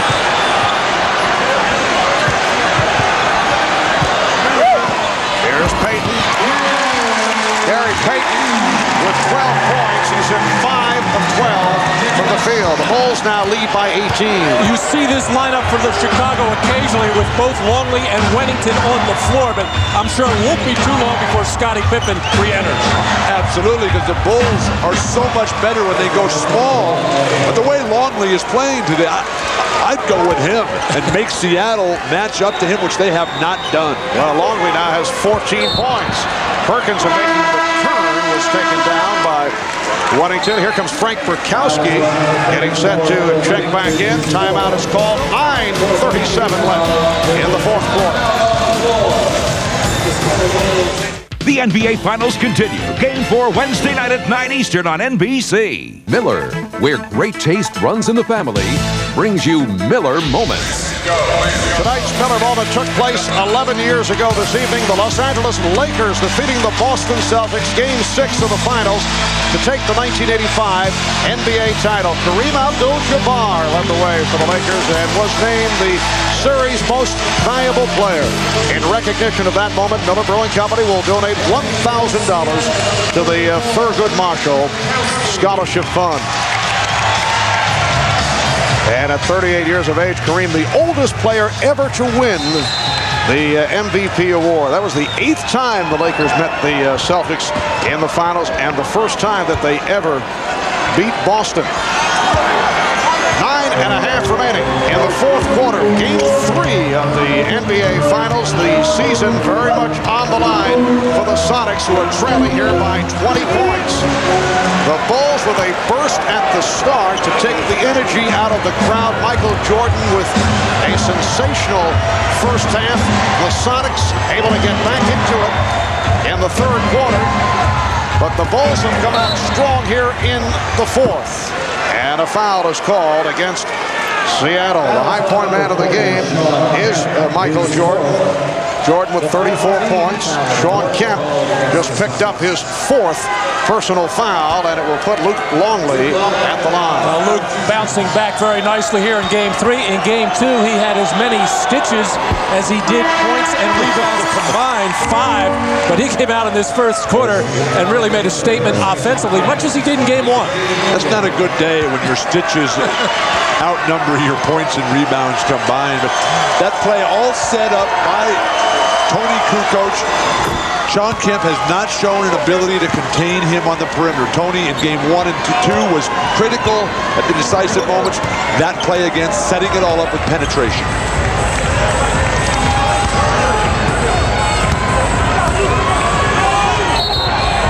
And a knee offered up by Longley. Indication from the official, Dick Pavetta. That's 4.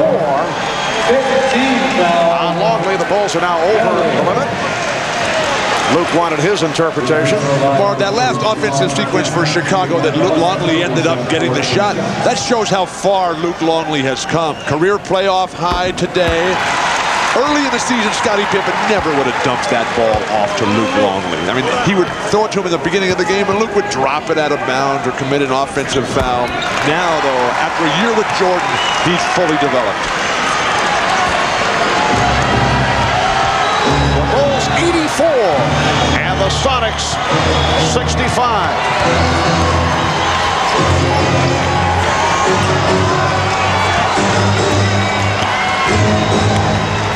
Down to 5 on the 24. Pippen for 3 with 2 seconds remaining on the clock. And Pippen, as soon as he came off the bench with Rodman going out with 5 fouls, Scottie gets a big rebound, a couple of nice passes, and a huge 3. Scottie Pippen with 12 points. And Scottie has done it once again in a number of departments. 8 rebounds, 8 assists. Although he has not shot well at 5 for 14. Marv with the Bulls. Oh, Longley off the penetration again. Kemp can't keep him under control. George Karl needs another timeout. What a game for Luke Longley. 17 points for the product of Australia. 7:55 to go in the fourth quarter. And the Bulls now lead 89-65. That's Pippen from three-point range with the shot clock running down. We'll be back at the Key Arena in a moment.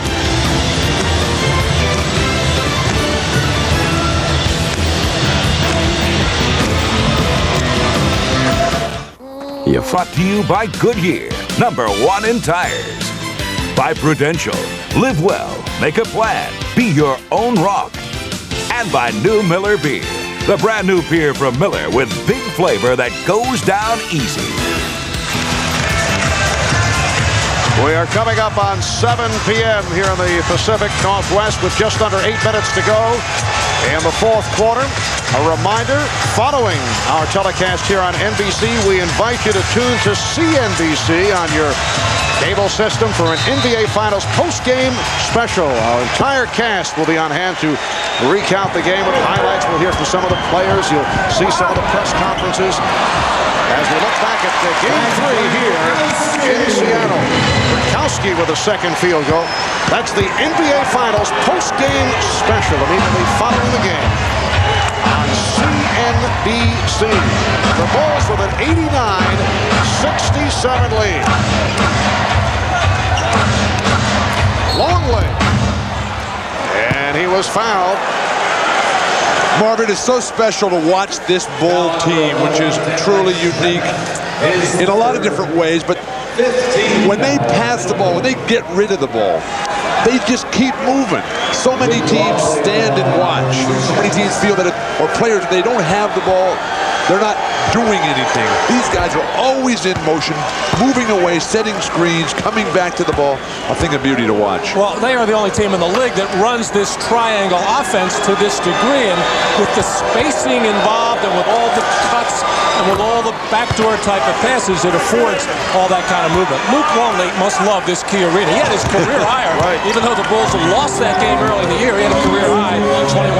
How about a career move he's got for the Minnesota Timberwolves, where he lost 67 games back in 91-92 to the NBA Finals. I think he likes Michael Jordan, not so much the Key Arena. Longley called for that tripping foul that put Gary Payton on the floor. Well, that's a good foul by Longley. Still sporting the bandage from the 5 stitches. The little guard comes in and sets the screen on him. You can't let that happen. And here's Dennis Rodman back. So Longley with a playoff career high of 19 points.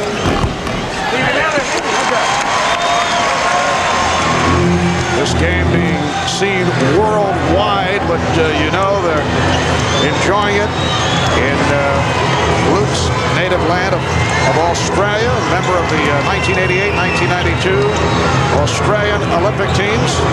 It's certainly his finest moment as a professional. And Jordan fouled by Hawkins, and Rodman and Burkowski getting involved. And Phil Jackson at the other end of the floor taking a very long look and now whistling to his team out there. He does not want Dennis to do anything that is not going to have him ready for a game 4. You just have your heart in your throat at all times when they get tangled up. And see, Dennis initiates all that by getting his arms tangled up underneath the other player and then makes it appear that in this case, Frank Burkowski is doing the holding. And once again, with the game not in the balance, a 22-point lead. But these are certainly 2 of the freest spirits in the NBA. We don't need any sort of altercation here that would take away from this beautiful exhibition of basketball today by the Chicago Bulls. Now, would this be considered taunting? I was just going to say, why is that not taunting? Just a look and almost baiting Frank Burkowski to do something. Dennis has to settle down, play basketball, go play golf with Michael Jordan tomorrow and get ready for game 4. But if you can't stand there at attention and look at somebody with a blank expression on your face, what are you allowed to do? I think that was a bit more than right.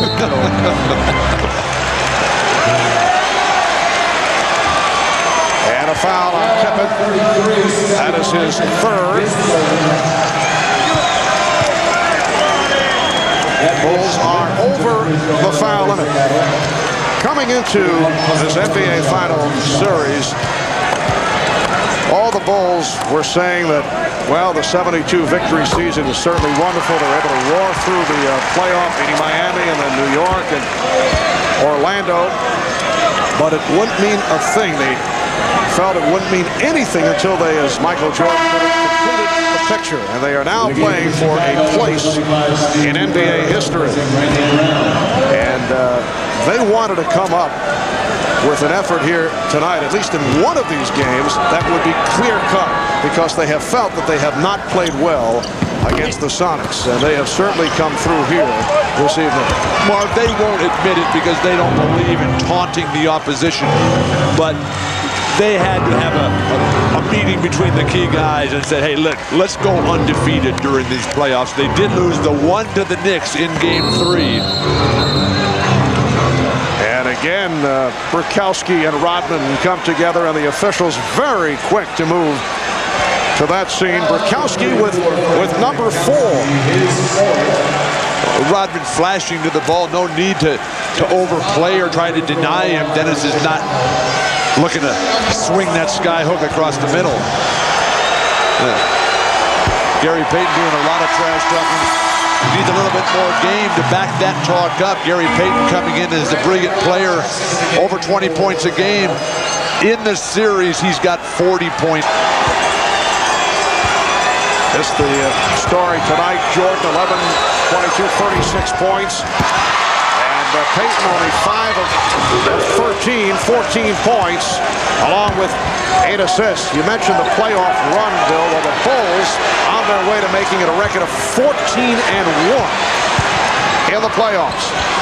Trent and Jordan able to box out Kemp. In traffic, going up with one of the best rebounders in the league, Shawn Kemp. As both Jordan and Pippen, with Rodman in and out of this lineup throughout the game, have both gotten much more involved in the rebounding area, as they tend to do when Dennis is not getting a whole bunch.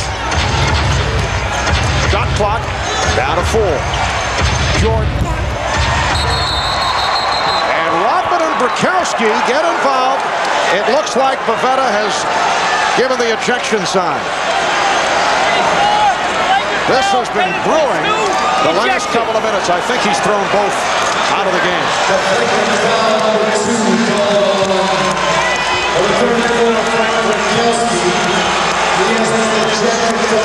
Bukowski ejected, flagrant foul 2. I thought Pavetta indicated that both were tossed. Let's see.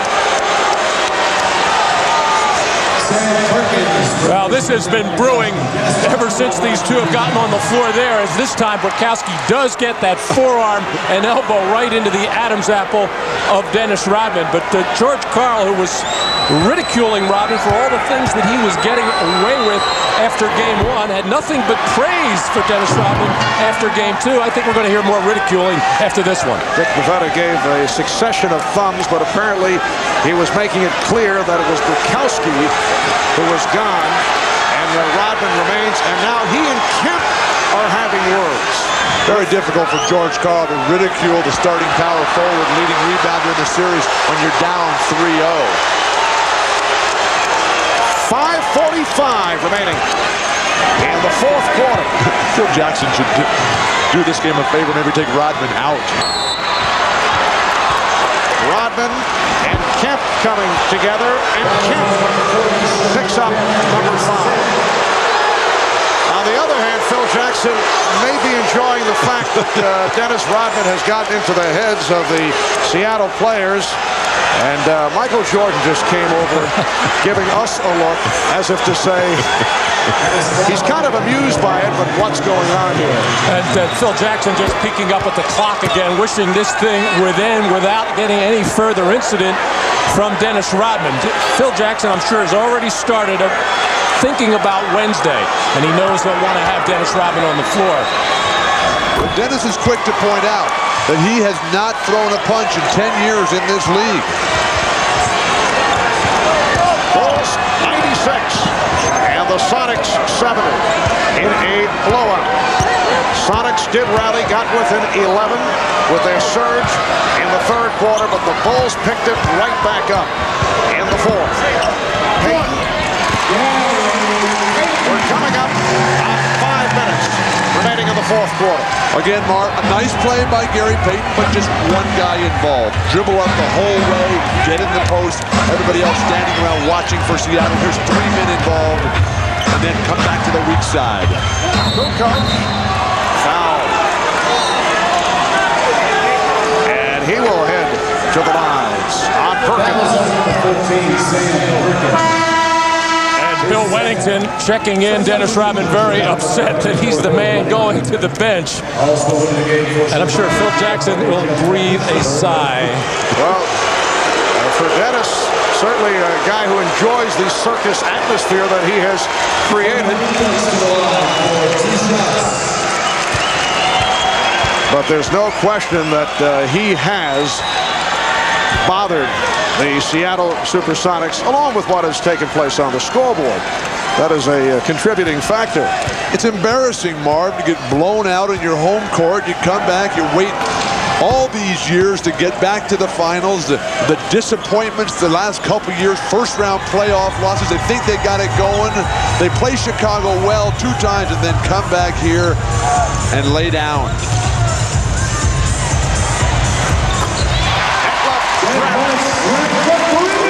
His best game of this series, very quiet in games 1 1 and 2, 16 for Schrempf. And the Bulls now lead 98-75. The last time the Bulls were here in Seattle was back on November the 26th, and the Sonics beat the Bulls in a come-from-behind effort. That was more than 6 months ago, though. Shot clock down to 1. Bushler.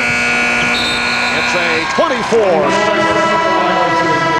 Well, I wouldn't say the Seattle team laid down in any way, shape, or form. They just got hit by a buzzsaw at the start of this game, the Chicago Bulls and Michael Jordan, and how he likes to assert himself on the road in these playoff situations. He gets, I think, more pleasure out of winning these games on the road than at home. And Michael will set it out the rest of the way. That's the final numbers, 11 of 23, 36 points. And he was 11 for 11 at the line. Foul committed by Randy Brown. For Michael Jordan, his high game in this series, and certainly feeling much better about things. He was very unhappy, very frustrated, but about the way he played and about the way the club played, although they beat the Sonics in Game 2. And I'm sure it made him feel good and helped the whole ball club by getting after Tony Kukoc about those couple of times where he passed up some shots and jumping on Luke Longley about maybe feeling sorry for himself with those 5 stitches. And I think that definitely picked up those 2 players, and I think it woke the rest of the ball club up as well. Plus, they've found their rhythm now. They're back to playing every other day now, which is the regular NBA schedule. That long layoff really did hurt them. Nice passing, Scottie Pippen. And Bill Wennington is 3 for 3. He's given the Bulls a 100-78 lead with 3.5 remaining in this fourth quarter. Game 4 here on Wednesday night. 9 o'clock Eastern time, 6 out in the West. Phil Jackson now has Randy Brown and Doug Bushler on the floor along with Scottie Pippen, Tony Kukoc, and Bill Wennington. But Marvin, look how it keeps going. The flow is still there. Dribble away, pass back up top, screen away, pass to the weak side, spot up jumper. And Randy Brown is 2 for 2, including a 3 earlier. He has 5 points. Bulls 102-78 over the Sonics. We mentioned coming into tonight's game that only 2 teams have ever come back from a 2-0 deficit foul on Kukoc to win in the NBA Finals. No one has ever come back from 3-0 to win an NBA Final Series. Timeout called. The Bulls certainly enjoying things. 2:43 remaining in the fourth quarter. And it's Chicago 102 and Seattle 78. And as we were headed to commercial, there was a technical foul called on Detlef Schrempf. Detlef was fouled on a 3-point jumper a minute or so ago. They didn't call it. The game's over. But he wants to get to that line to shoot his 3 free throws. He's not getting there.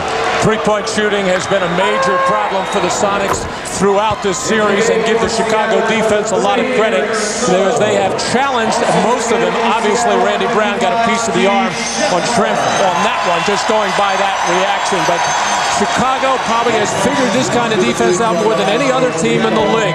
They will live with some post-up scoring from a guy like Kemp or a guy like Shaquille O'Neal, but they do not want to let the good 3-point shooters get off and get going and then get other people involved and get second shot opportunities, and it has worked to perfection throughout these playoffs. But the versatility of the Bulls, Matt, allows them to change that to whoever they're playing against. The reason that you think you have a chance in the post-up game is that's where they have Longley, that's where they have a short power forward in Dennis Rodman and a poor interior defender in Tony Kukoc. You certainly don't think your game is going to be winning by beating Michael Jordan one-on-one on the perimeter. Wennington, Steve Scheffler, and Eric Snow, seldom used players by the Sonics, have taken the floor. So George Karl emptying his bench in these final minutes, and we have now reached garbage time. I don't know, is that possible in the NBA Finals? I guess it is. 2 minutes to go. The Bulls with a 103-80 lead. On their way to making it 3-0 in this best of 7. Steve Kerr going to the left hand. Movement without the ball, a thing of beauty. Shrimp. 105 to 82.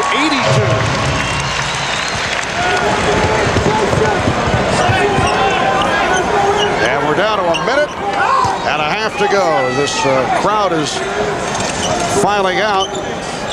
They have waited to the last few moments. Bushler able to drill it. This capacity crowd of better than 17,000 staying to the very end despite the fact that the home team has been rocked solidly.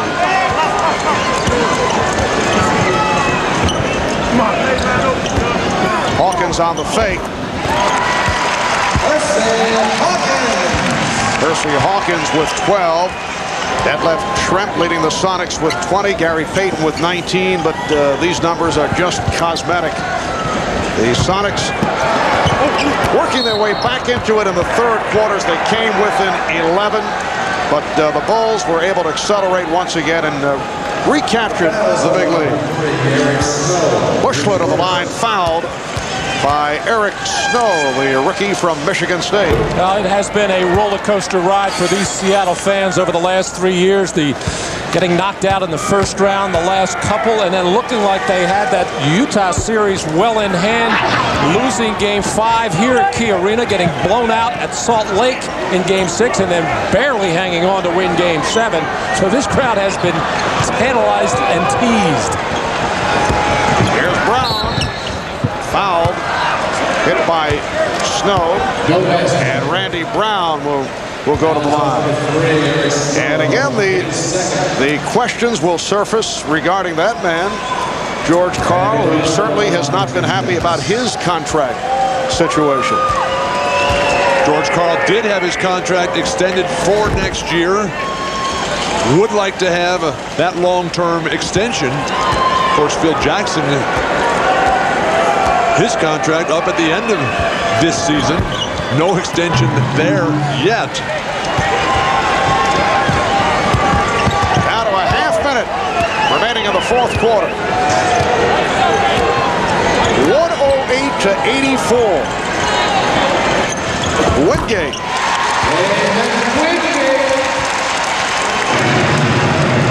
So the Chicago Bulls in a blowout of the Seattle Sonics. They opened up with a burst, anticipating the high energy from this crowd. And they were able to just take it all out of the Sonics right at the start. Time has run out. The Bulls winning Game 3, 108-86.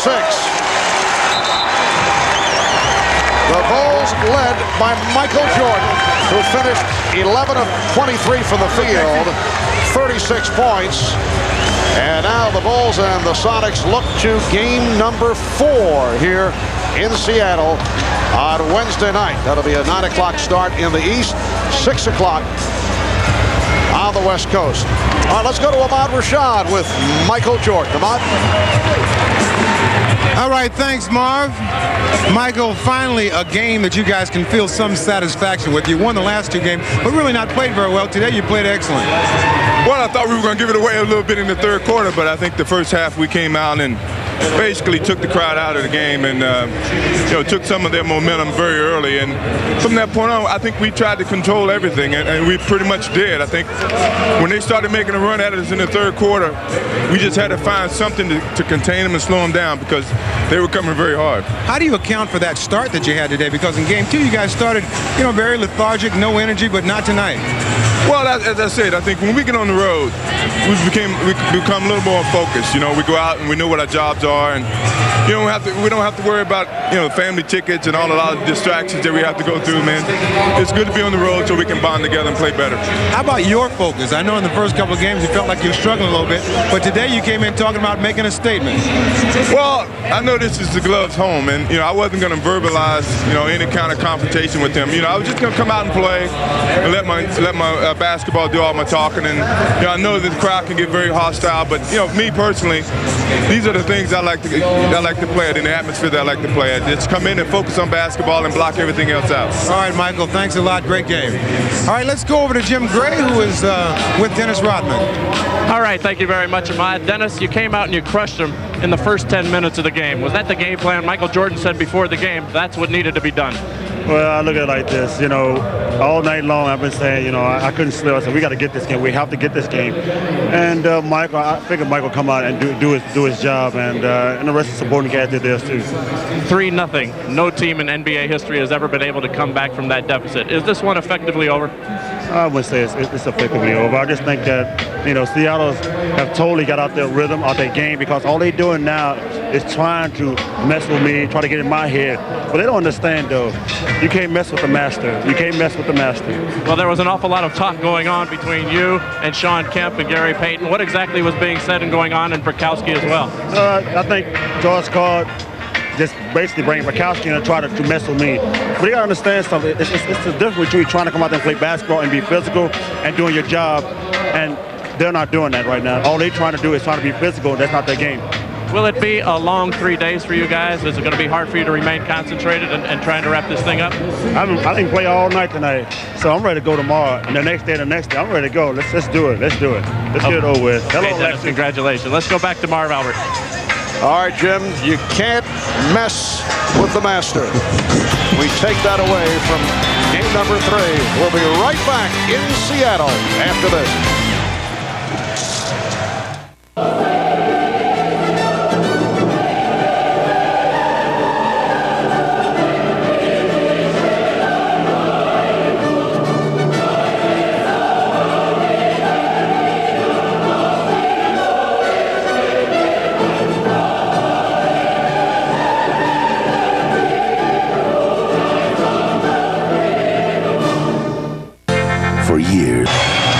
Back in Seattle, the Bulls with a 108-86 win over the Sonics to take a 3-0 lead in the NBA Finals Series. Some more of the stats. Scottie Pippen, 12 points, 9 assists. Tony Kukoc, who started for the ailing Ron Harper, 14 points, 7 rebounds. Michael Jordan, though, leading the way with 36 points in his 41 minutes. A reminder, coming up next on most of these NBC stations, a special post-game episode of Mad About You. That'll be must-see TV. That is coming up next.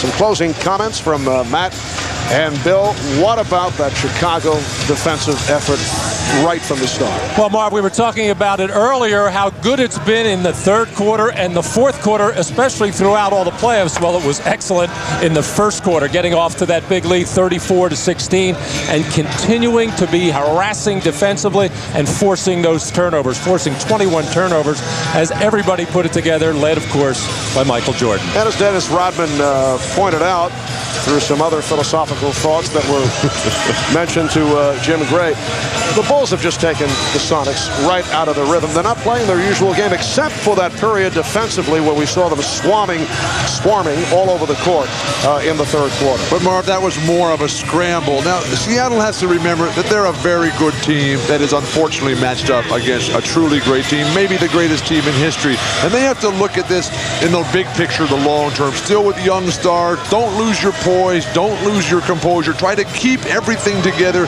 keep the fans interested in with hope, and then learn from this. Learn, Marv, how hard Michael Jordan has sacrificed to work to get to where he is right now. That's the mission and purpose for Gary Payton and Shawn Kemp the rest of the way. Well, let's take a look at the scoring totals. The Bulls with a balanced attack. Jordan with the 36. Longley, that is a career playoff high. 8 of 13, an outstanding all-around performance by the Bulls center Luke Longley, 19 points in all. Tony Kukoc, 4 of 11, 14 points. Scottie Pippen, 5 of 14, did not shoot well, finished with 12, but did other things in terms of rebounding and assists. And as it turns out, you mentioned the fact that the Bulls were slightly out of their rhythm at the start because Kukoc started. Obviously, it did not matter.